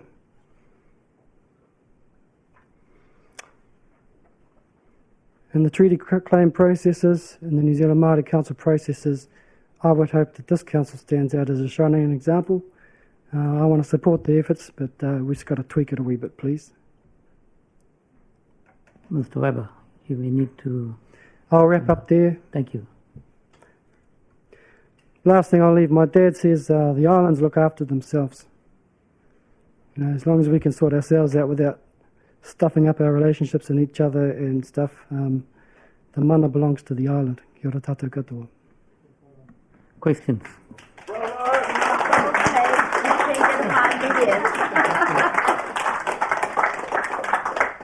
Councillor Compton. Oh, kia ora, Chris. I just want to first acknowledge the work that both you and Carl have done, and your father and your whānau have done over numerous years for this community, and especially Carl on this issue where he's been engaging with people all around the place on that. That's been hugely important. I guess my question is, do you see that there's an inconsistency in the way that council has acted in terms of, say, with the airport, we went and engaged straight with Puketapu Hapu, but then we're not willing to engage with your whānau when you've got clear interests that are going to be impacted by this decision? I don't know if it's a lack of training by your staff who can't tell the difference, and I'm offering to be able to train some of them, but or if it's more sinister than that, because, you know, we've seen the behaviours when people want an outcome, they'll just invite the friendly Maoris or whatever to get the outcome. But those sorts of things never go away. Even if you save $2 million this year, what is the cost of recovering those broken fabric of society that you've caused? Thank you very much. Councillor Holbrook. Yeah, kia ora. Thank you so much for coming in today, Chris. When you talk about talking to the right Māori, we have our mandated iwi partners who we speak to. I don't know if it's out of place to ask this, and please don't answer it if it is, but have you had internal dialogue with the people that we've been talking to have that conversation about who council should be engaging with? Because, you know, as I said, you know, we've got our partnerships through Te Whakamininga o Kāpiti, and we've got our mandated iwi that we engage with through Te Puni Kōkiri, and, you know, to stray outside of that, we can jeopardise those relationships. So you can understand that from our perspective, it's a challenge, you know, and we're not trying to get it wrong, and we're not trying to talk to the wrong people, but it's a real challenge. I'm just wondering if you can comment on maybe how you see we can facilitate that so that we're not, so that you're not feeling excluded from the process. Kia ora, thank you for the question. I appreciate working in local government has its challenges because it requires certain things, including considering the needs of Māori, and in the RMA, the relationship of tangata whenua with their whenua and so forth. But that doesn't say you must stick to the minimum basic requirement you can think of.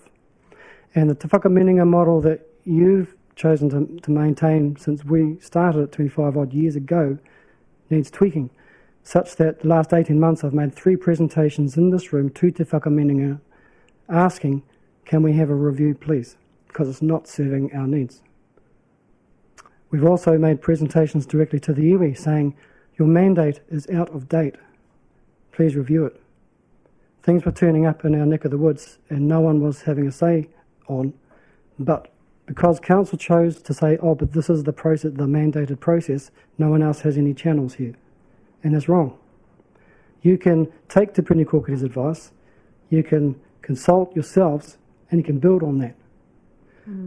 Mandated is a loaded word. Like 10 years ago, the organisation you're now dealing with was only mandated to handle fisheries in this area. But for some use of the word in legislation, oh, that means they speak for all people and all things. You need to check those mandates just as we've asked the iwi to check them too.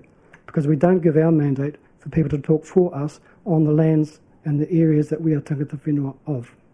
Yes, if we go to courts and have the big battles, the hapus will come together, as our traditional makeup, and we'll get iwi processes in place. But the power to iwi comes from hapu and the whānau that energise those hapu. That's how we signed the treaty, and that's what our tikanga says we need to restore today. It's taken 30 years of us just to wake up. So I'm saying wake up faster. Thank you for that answer. Chris, can I just add to that? You talk about legislation. Our EV relationship is based on the concept of mandated authorities, which is the responsibility is held by Te Puni Kōkiri, right? And you talk about the ability of dynamic changes. And I know that the Waitangi Tribunal has heard the submissions, and whatever the outcome comes, that may indeed change how we view mandated authorities. Until then, our hands are tied in terms of due process. I hope you understand that. The words mandate have only appeared in legislation, mandated organisation recently, and it's an anomaly as far as I can track the whakapapa of that. So 10 years ago, the RMA told you you had matters of national significance, including kaitiakitanga, the relationship of Māori with their whenua. That didn't say relationship of members of this trust or that incorporated society or whatever, Māori with their whenua. I'm Māori, you could be a Māori if you like, but you need to recognise which Māori maintain a traditional relationship like we do with our whenua. Then if you want to play with words like mandate, Te Puni Kōkiri is a government agency, they're not the treaty partner. They do their best to advise agencies who often aren't very good at working through this minefield. And so they'll give you generic advice, and if you have strong enough relationships, you can flesh that out to what that means in your community. They can't tell you, oh no, you must go and see, because 10 years ago there was, for this iwi, there was one charitable trust, there was two runanga fighting to be the ones in charge, there was a marae committee, there's kaumātua. So Te Puni Kōkiri can't say, oh, go and see that one over there. They're not the treaty partner. You need to use your relationships to work those things out and be diligent and do your reviews and have those relationships. So long answer to your short question. I don't think your hands are as tied as you think. No. Can I just, the last thing that I want to say this is, the experts in managing this line with the Waitangi Tribunal, we await what their response would be. That's all I can say. Next speaker. Yeah, can I just finish my... Councillor Albro. And so I think this is a really interesting korero we've had today, and thank you for bringing it to our table. And just before, I know I'm not meant to make statements, but I just think it's appropriate that, you know, no matter what the outcome is today, let's move forward and, you know, have conversations. Nobody's stopping us having a conversation, you know, and this may be an opportunity to explore some of the things you've been talking about, you know, and that intense, you know, historic presence that your whānau has. Thank you for that. I'll just, Puketapu Hapu was mentioned before, and I don't know that they've got their chance to talk today, but that's an example. We support all of our community for things to be in harmony and balance, and when we see things get out of harmony and balance, that affects us as well. If, for example, due to the short time frame, two of the iwi have decided to use the Urihi name, which Puketapu will probably say, well, that's been our Tūranga Waiwai. We need to be consulted on that as well. I mean, we want to make sure that we're supporting all of our dynamics to go correctly even if it means delaying things and exhausting the processes available. So again, yeah, I support our Puketapu whānau that's regaining its legs here. I just hope that another mistake isn't made if it's premature to take their traditional name, from before times, but I'll let them speak for themselves on that. Just take a bit of time to think a bit more. For anyone else who wants to say they've been missed out and need to have more say. Thank you, Chris. We've got a question from Martin Holiday, then James Coates. Thank you for coming in, Chris. Sorry, it's a statement, not a question. But I just wanted to thank you for articulating, I think, what Carl does in action. And I think you've done it eloquently and beautifully. Thank you very much. Good up.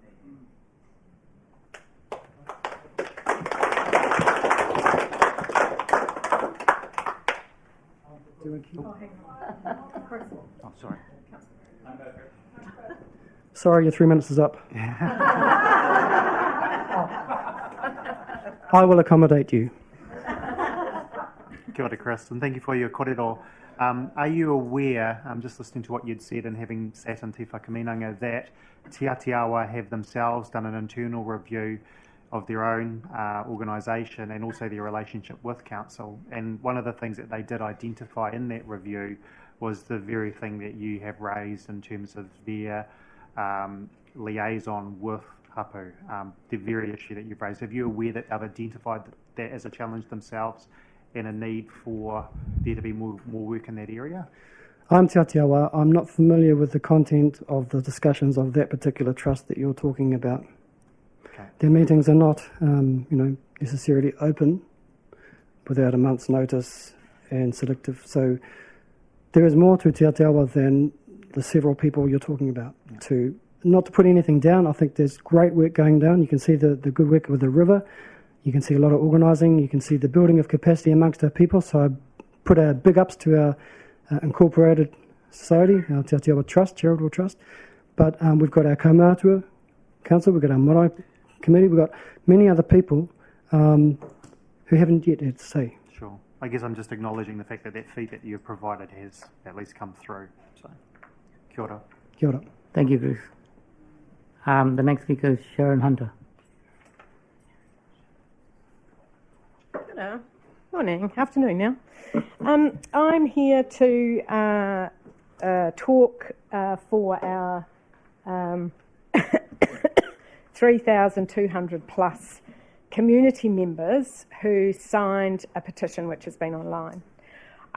Because many of them can't be here today and they wanted to have their voice heard and they haven't been asked, I'm going to read some of their comments, and it's really important that you hear them.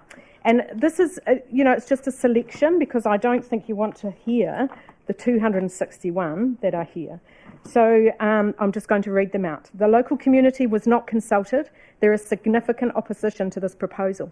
This project is ridiculous. The PGF funding was obtained fraudulently through made-up numbers. It will result in a huge obligation on ratepayers that they cannot afford. It will decimate my business. The consultation with my business was flawed.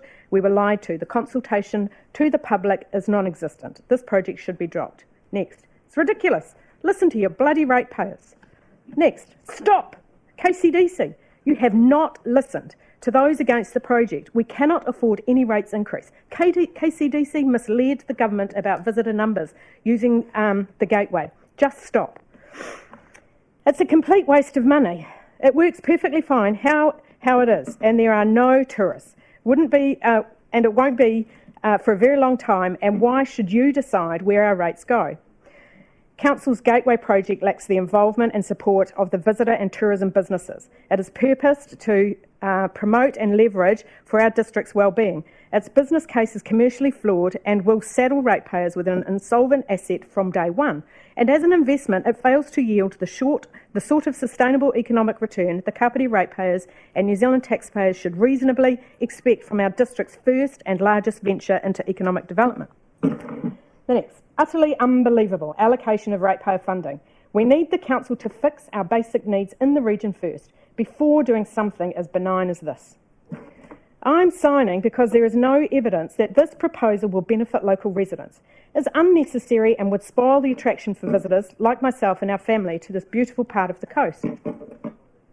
The island is a precious wildlife reserve. Please don't exploit it. Categorically opposed. My rates are already excessive. This project needs community consultation. I live in Paraparaumu and strongly feel that this is an expensive waste of rates. A much cheaper biosecurity centre can be done and save the money for needed projects. Rates and council debt are out of control. Needs some sound management. We would invest the same capital into a number of more productive projects which would earn more for the district. I believe that money should go towards accommodation and housing for struggling families. The traffic on Kāpiti Road is bad enough as it is, and all those traffic lights and a non-stop influx of tourists will make this far worse. I can go on and on and on, but you get the theme. Questions? Councillor Compton. Kia ora, Sharon. Thank you for coming in, and thank you. You've done a lot of work, obviously, engaging with people in the immediate vicinity there. I know you organised the protest that took place there a couple of Saturdays ago now. Yeah, I helped. Yep. What was the reaction from people who were either stopping off or driving by there? Lots of people who there was lots of people in our community who didn't even know about the project, which lots and lots of people. The people who did come, who were aware the project was going on, they were surprised where it was, how it was taking out car parks, the size of it, the height of it, the impact it could possibly have on the people directly across the road, the fact that the neighbours from across the road actually came over and spoke to some of our community and explained how it was going to impact on them. The front of the building is 6 metres tall, which will impact on 2 or 3 properties. They'll lose their sun in the winter time.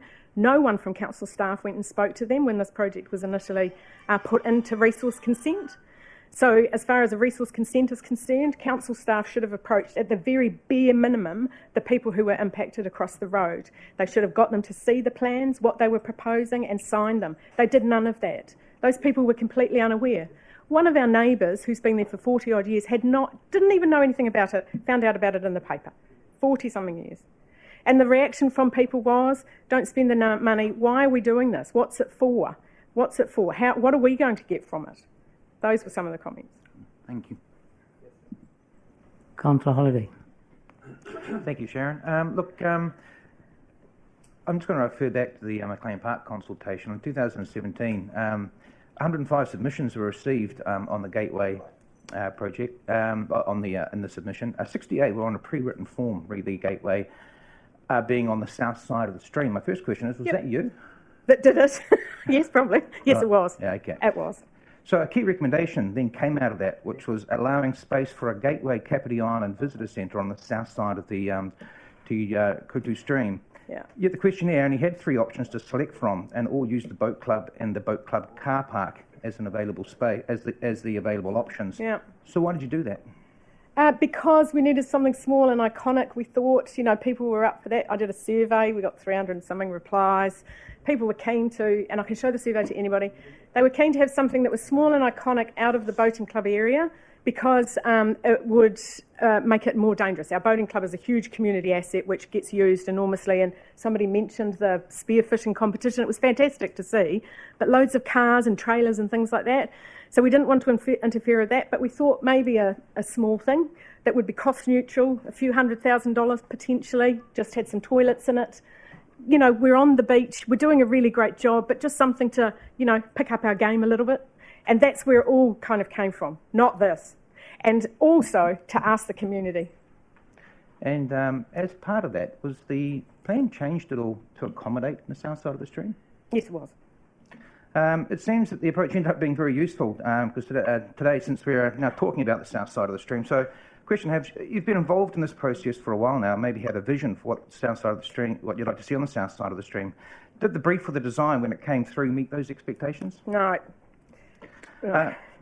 I note the options at the time that Concept 3 spoke to supporting a collaborative approach to developing a visitor centre gateway. Yep. That's the document words. Yep. Do you feel KCDC has worked with you in a collaborative manner? No. I don't think they've spoken to anybody. This is evidence. 3,200 people, nearly there, and they're saying don't do it. If you'd done this way back then, you wouldn't have people absolutely beside themselves now. And I think this is like the camel, the straw that's broken the camel's back. Like somebody mentioned, the green centre, the pool. We're happy to pay for the pool. It's a great community asset. We want our kids to learn to swim. What is the community going to get from this gateway building? We're going to have to pay for it for perpetuity. Should we talk about the business impact now? No. What I assume that since that approach worked last time, that you felt a similar approach would potentially work this time? Oh, we had the opportunity to do something fabulous. We really did. And it was just wasted.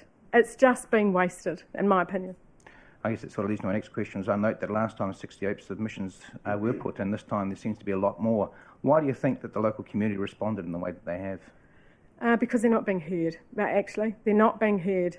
You know, they say that there's consultation, but I think that you need to actually address the meaning behind the consultation. It's not about KCDC staff coming out to us, your community, and briefing us what you want to do. You need to actually change that so it says we need to go and ask the community what they want us to do. And if you came from that point of view, you would get everybody behind you.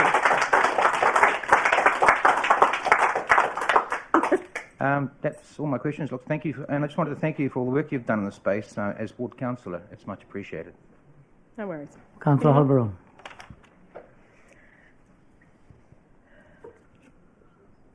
No more questions? Sorry. Sorry. Thank you. Sorry, we've just got to wait for the light to come on for Right. the live streaming and so that you can hear me. Mm-hmm. So you've mentioned this petition a few times. So I just want to ask you. I just came to speak to the petition. Yeah. Have you read the introduction to the petition and the information that's given? Yes, and everybody who signed it did, and most of them read the website where all the KCDC information is, and also spoke to other people. Lots of people have approached Glenn and Vicky to find out about the business when they came down and they spoke to us. So these people who signed were very, very intelligent people and educated. So would you say that that all the information in the introduction Is it to as true that and petition, accurate as we you could let me possibly finish get my at that question? time? Yes. Is up to date, was what I was going to ask, and factual. I was going to say, do you think that all the information from the beginning was up to date and factual? Yes. Or were there any incorrect? So would you acknowledge that the submission said, in brackets, says now in brackets halfway down, when we first put up this petition, we thought there was going to be a projected 11% rates rise. I don't know the exact words. Yeah, that's but right. in fact, Yep. that was incorrect. No, well, see, that was the information we got. The only thing is that there was no information that's available on any council website or from any councillors or any staff members that will tell us exactly what's going on. So we hear some things and we put it up there. People will be able to decide for themselves whether it's going to be 11 or 5 or whether 3 is the amount that's going to break their back. So at that stage, we didn't have a projected rates rise for the coming year. So that information wasn't available. Yeah, we're not here to talk about the rates rise. Hang on a moment. So Councillor Halberon, don't argue with the speaker. You've asked a question. You've got an answer. Have you got another question? No. Next, no other questions? Councillor McCann. Now, I know we're probably on a warning here. I think you are. Thank you. I just referring back to the letter that you wrote, Council, regarding this project that's been going for some time on the 3rd of October 2017. Oh, yep. 17, I've been around a long time. And Yeah. one of the things that I'm interested in is, could you, because you, and I think Councillor Halliday has adequately traversed this, that you had been promoting the idea of the gateway or whatever the project Well, not was. promoting. I've been asking whether the community was up for it or not. Either way, what do you want to do? Yes? And in the letter, it's very clear that you want this to occur on the south side of the street. Yep. What Whatever we did, yep. What I'm interested in, apart from finishing the question, is the small iconic building can be incorporated into the future plan for the whole Kāpiti Gateway project. Could you tell me what you meant by that? What is the Kāpiti Gateway I don't know. It could be anything you want. Seriously, at that time, it could have been anything we wanted. Nobody was talking about it being, 50 square metres or 100 or 120 or 450. I don't think anybody imagined it to be that big. Nobody had any vision about what it could potentially be. Thank you for that. The other thing is, members of the community will not know that we did engage with you and met with you, and I just want to go through one of the things that we talked about. Okay. Was that the essence of what I think you're saying today is that the process is so broken that we should start again. Is that correct? Yeah, the essence is the process has been terrible, and it's very broken. But you also have said that you actually support the idea of a Kāpiti Gateway project. Look, me, myself, the business community, everybody supported. When we started talking about it in 2017, people were really excited about it. And that's why I said earlier that, the chance we could have done something really fantastic with everybody's buy-in. The people that we've spoken to, and lots of people who signed this, and I've spoken to, have said we're not averse to any kind of option of Gateway and putting our best foot forward. Just maybe we should have all been consulted and asked. So with your permission, Mr. Mayor, I just want to read a little bit out from the survey and then I'll ask a question. Yep. So this is, I'm assuming, the survey that you put together or were involved in putting together in 2017. Question 10. It's important to you that we have a Kāpiti, is it important to you that we have a Kāpiti Island visitor/biosecurity hub at Paraparaumu Beach 4? And the three options here, 75% said yes for Kāpiti identity as a tourist destination. Yep. 78% said yes for protection of our bird life. Yep. 75% said yes for the protection of our marine reserve. Yep. And 70% said information about our Dock Wellington Kāpiti Place entrance to scenic and recreation reserves. Yep. So you, at one point, you've established the real need for it and the desire for it. Absolutely. The thing that I just want to ask, and I apologise for the long-winded nature of the question, is that we have a project to green light, but what occurs within that project and how it occurs is still yet to be debated.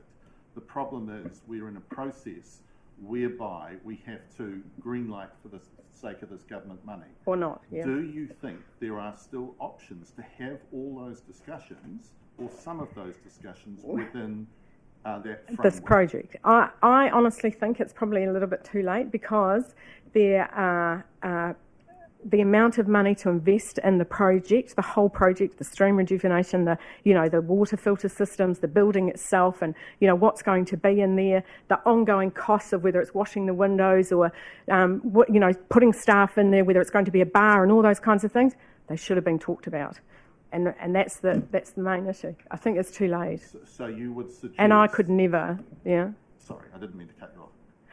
Well, I could never speak for the community on that because we haven't asked them that question. So, as a presenter today, you would suggest that we do not take that $2 million plus money from the government, that we start again. Are you comfortable, given the things that your previous surveys have suggested, that we could do that for less than the money we're currently adding to the government amount? Well, I think that also from what Glenn, what's wrong with having a scheme that is completely, cost neutral, that is smaller, and we have invested some money on things like engineers and, geotech reports and things like that.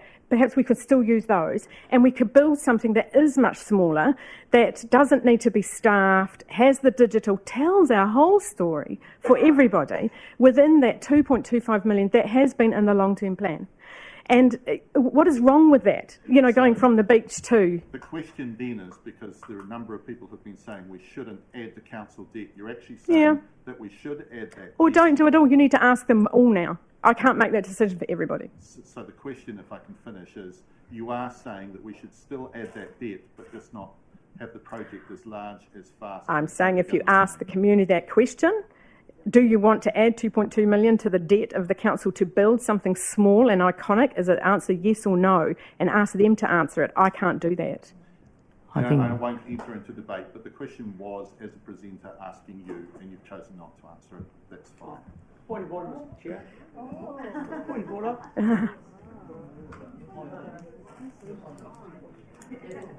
Point of order, yeah, 25.2F. I was to have recorded that I object to Councillor McCann's last question.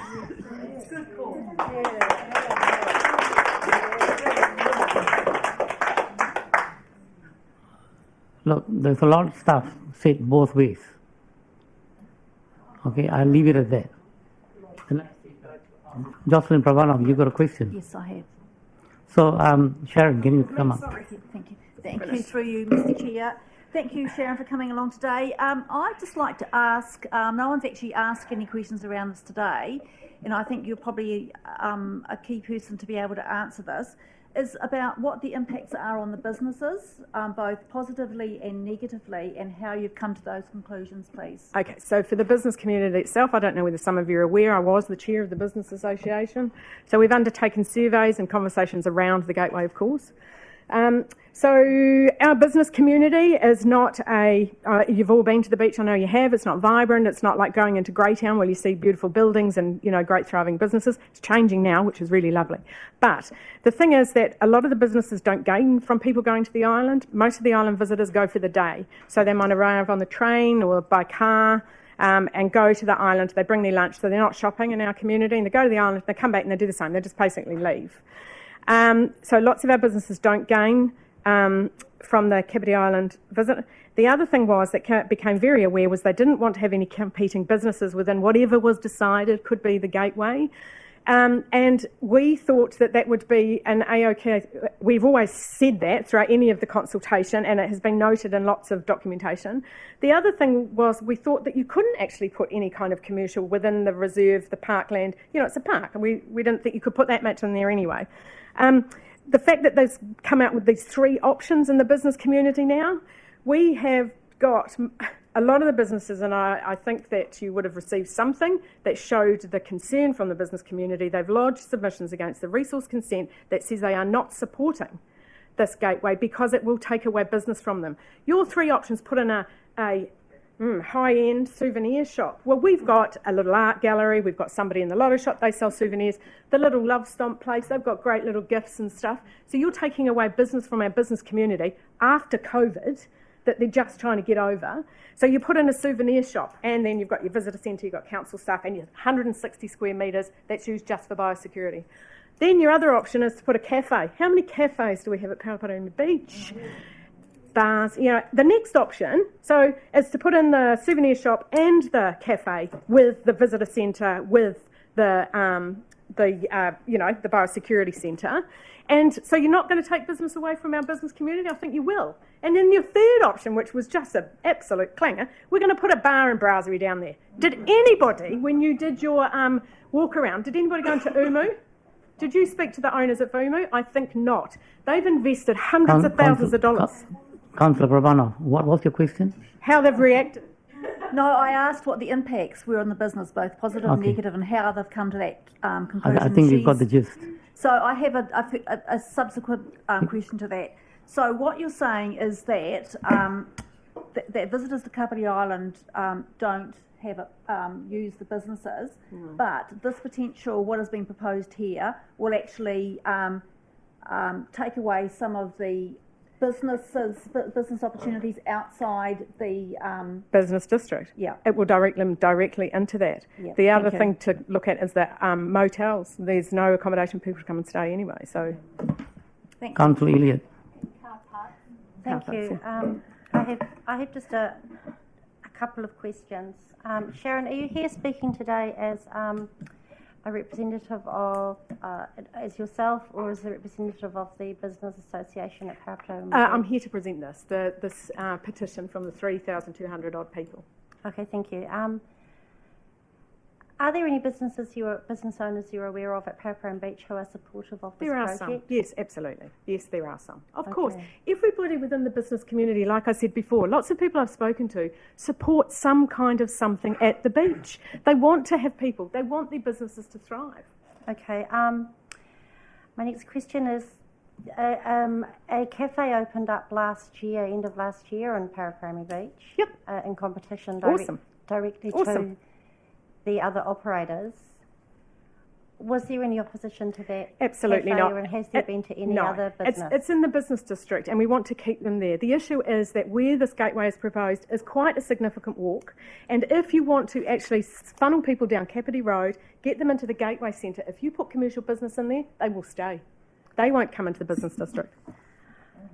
Okay. And so I would rightly deduce then that the only opposition you have to any other business in Paraparaumu Beach is any private business owner who takes up a lease in this particular building. Well, you haven't decided whether you will. I'm just saying that the potential impacts on those businesses, if you decide to, Okay, you need to take those into consideration. Just referring back to 2017 and the questioning from Councillor McCann, it did remind me that in doing the annual planning process for in 17, I had proposed to Council a $200,000 budget for a small biosecurity facility temporarily to be put at McLean Park, in the entire area of the park somewhere, and that myself and another elected member approached you and Darren for support for this project and for a concept design of some sort to be drawn up for consultation for the public. Can I ask what your reaction was to that project? I can't recall, actually. And so you can't recall actually saying, no, we won't support this because the government, we would then have a biosecurity facility and might miss out the opportunity for the government to give us funding to build a really big one in Paraparaumu. I can't recall that, actually. Okay, and I've got a pretty good memory. That was witnessed by someone else here Look, at okay, this look, table. that's sort of she says, you say stuff. Any more questions? Look, no more questions. Thank you very much, Sharon. We have Darren Hunter.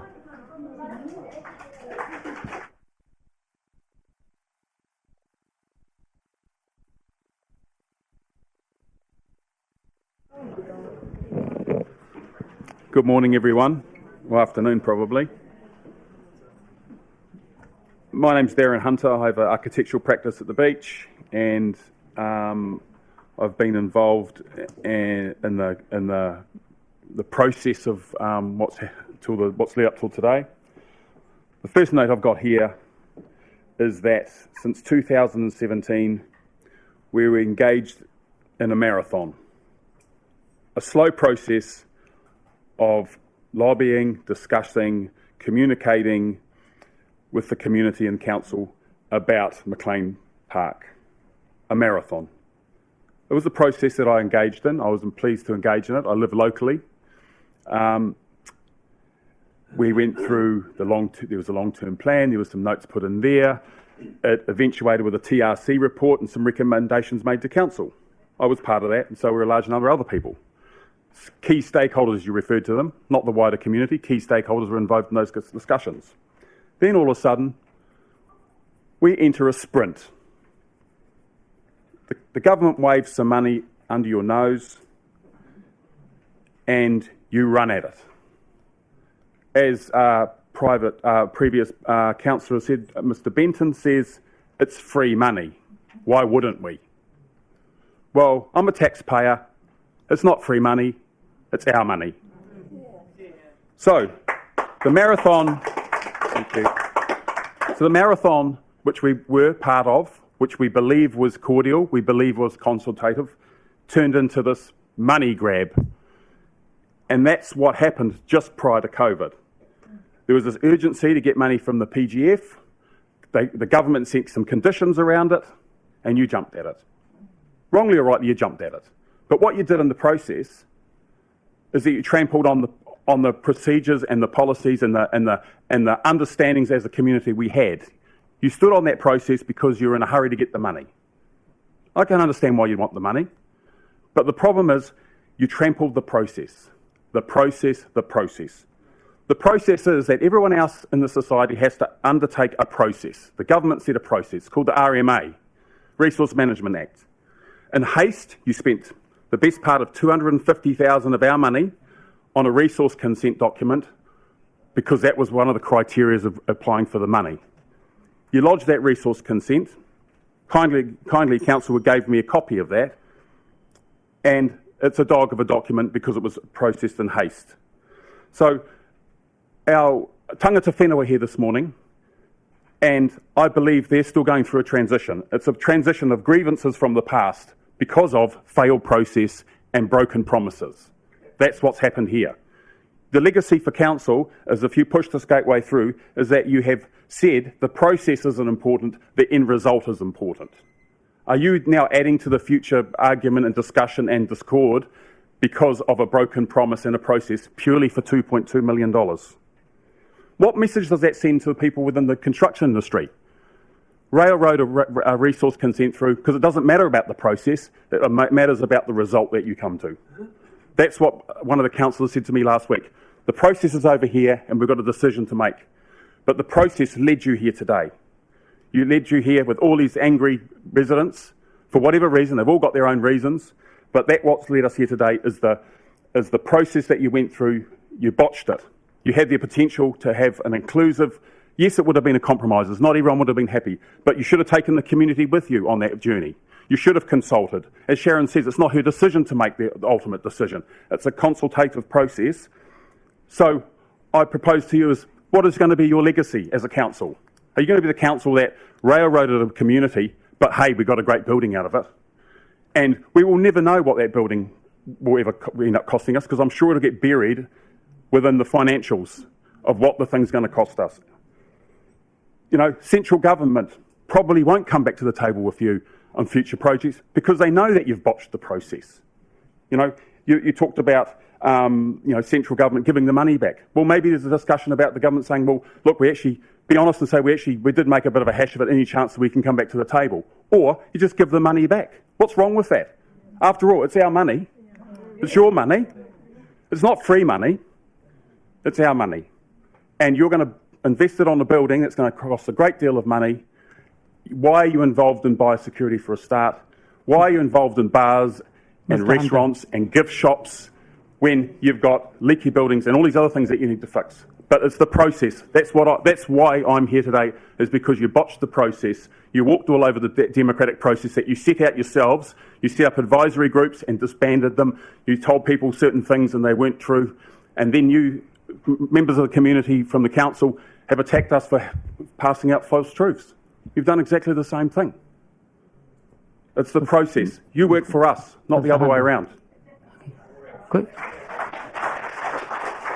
Question time. Questions. Councillor Compton. Thank you for coming in today, Darren, and sharing your perspective as someone who lives there and has a lot of experience in I guess, handling resource consents as well. One thing I wanted to ask was, you touched on the issue of giving back money to the government about this.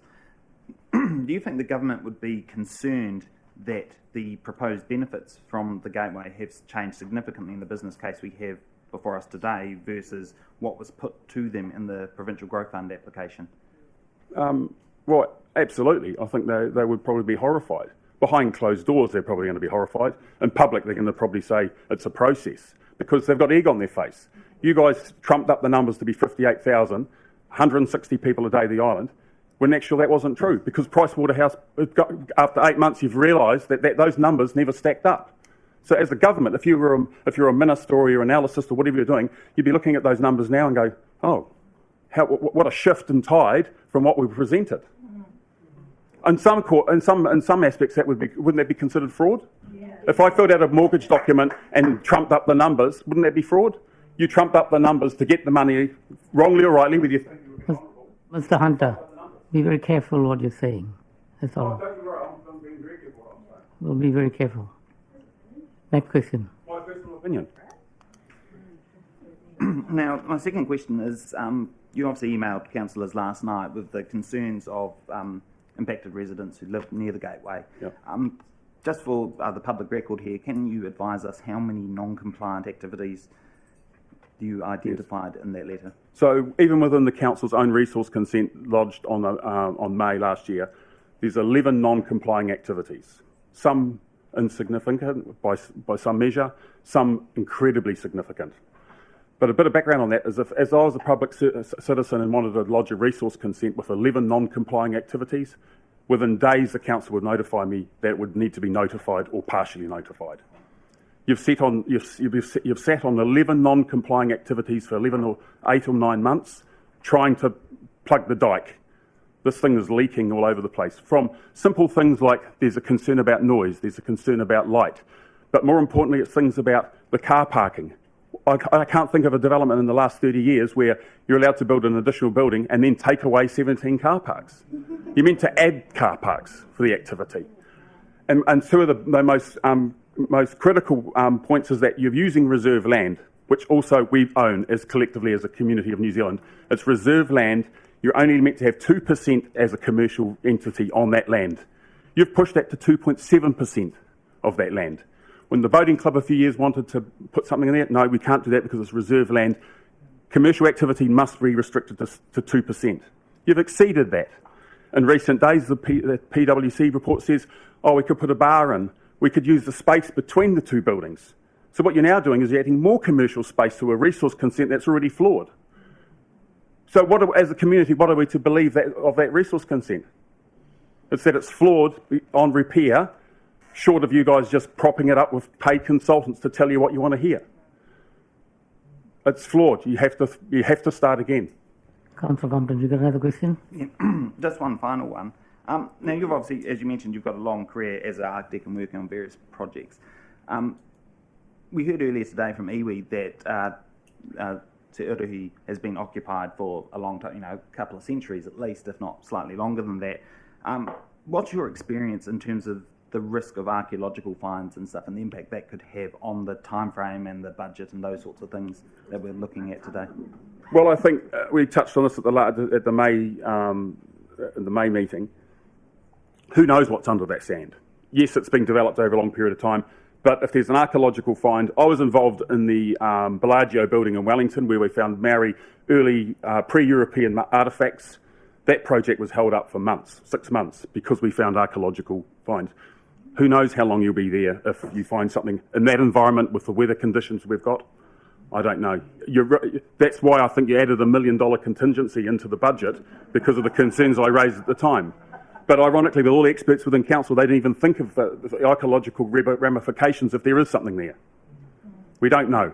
We're rolling the dice. Councillor Coates. Good morning, Darren. I've just got some questions around the size of the building. I'd gone back and preparing for today and read some of the submissions through to the McLean Park plan, and in doing so there was obviously yours and Sharon's there as well.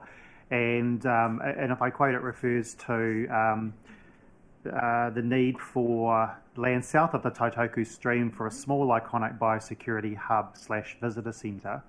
And if I can remind you both, at the time I actually fought for that extension of the lines on the map to allow for that on the southern side of the stream, and working with you both in the break in the meeting. Can you explain to me what small means to you in terms of, and I've got a follow-up question in regards to that. Right.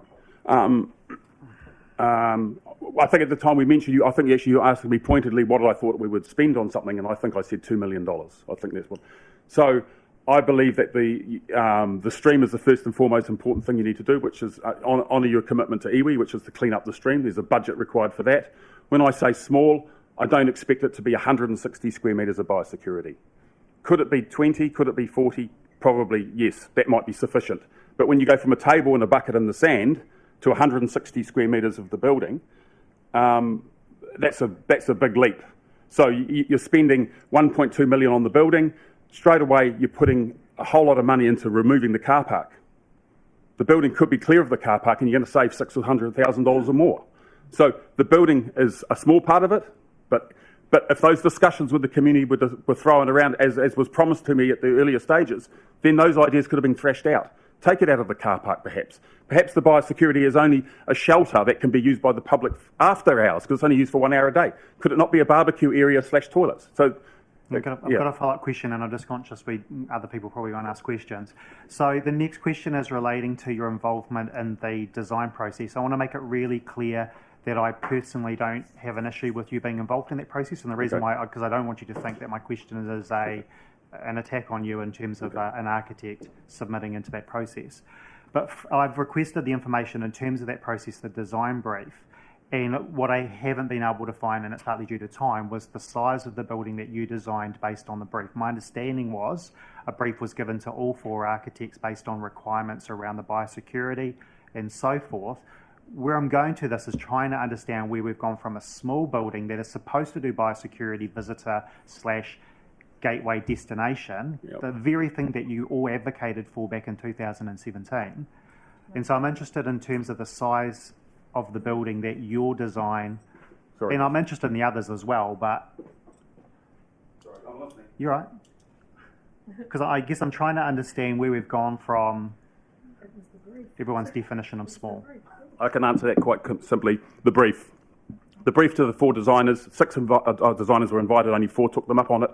The brief from council was the makeup of the TRC report, but more specifically, the brief from DOC was that they provided us with a floor plan, as each designer was provided with a floor plan, totaling 212 square metres was their gold standard floor plan. They even drew the floor plan, how they wanted the layout to be.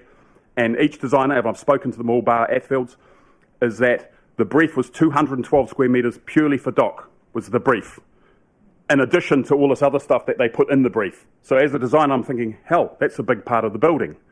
Ironically, each designer, including myself, diminished the 212. Mine was actually smaller than, I believe, smaller than 160, but it was to meet the criteria of the brief, which was wash down areas, baggage check. So to meet the brief, I morphed everything down to be smaller than 212, and that's why I believe you've got 160 square metre of biosecurity from Atfields, because mine was of a similar ilk. Then you had to add the other building to it. Yes, so can I clarify, without remembering the... Sorry.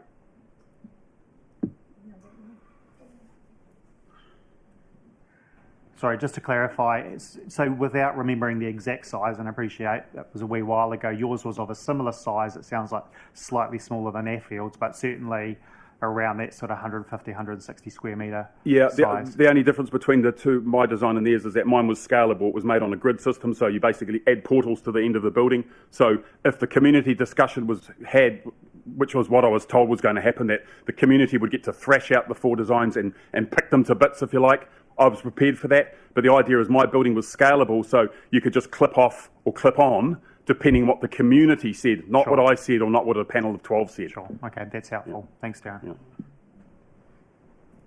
Councillor Elliott. Thank you. Darren, I'm just wondering too if you have any recollection whatsoever of sitting in your office at the big table in 2017 with the Mayor and myself and Sharon, discussing the option I wanted to put to council and have on the annual plan for a small biosecurity building temporarily for around $200,000. No, I don't recall that, Jackie. I think you don't recall that no. at all. Okay, thank you. I think you refer. There was one option in the 3 options council put up. One of them was a shipping container as a temporary measure, and I said no to that.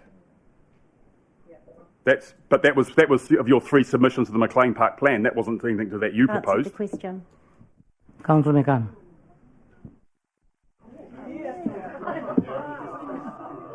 Are you judge and jury? Yeah. Thank you, Darren, and I really do appreciate you passionate about this, and thank you for inviting me in your home to speak to this. And I want to go back to something that your wife has said, and also give you the opportunity, in case any of my questions to her you would like to expand on. But the one thing I wanted to focus on was the idea that you're actually for some kind of project, but you feel very strongly that the process is so broken that we have to start again. Now, have I summarised you correctly? Yes. Yeah. So the question that I have for you, that councillors have to work through, is the opportunity lost to have not just a bigger building, but a bigger project that encompasses more. You think it is that we can achieve that on the original amount that we're going to spend in the long-term plan? I think we can achieve that easily with $2.5 million. Perhaps it's 2.1 now because you spent $400,000 on resource consent.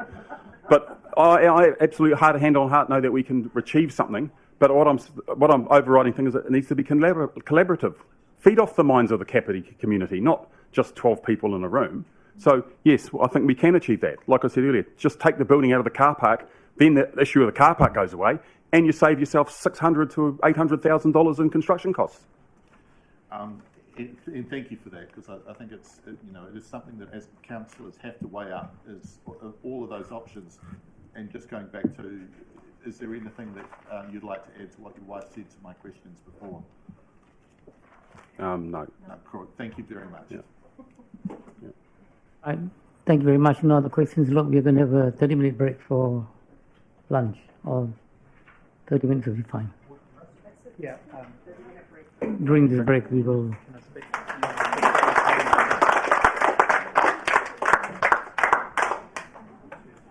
For those members who are involved in audit and risk at 1:30, the chair has agreed that he'll open the meeting at 1:30 and delay it for 2 weeks. 2 weeks till Thursday the 11th in the afternoon.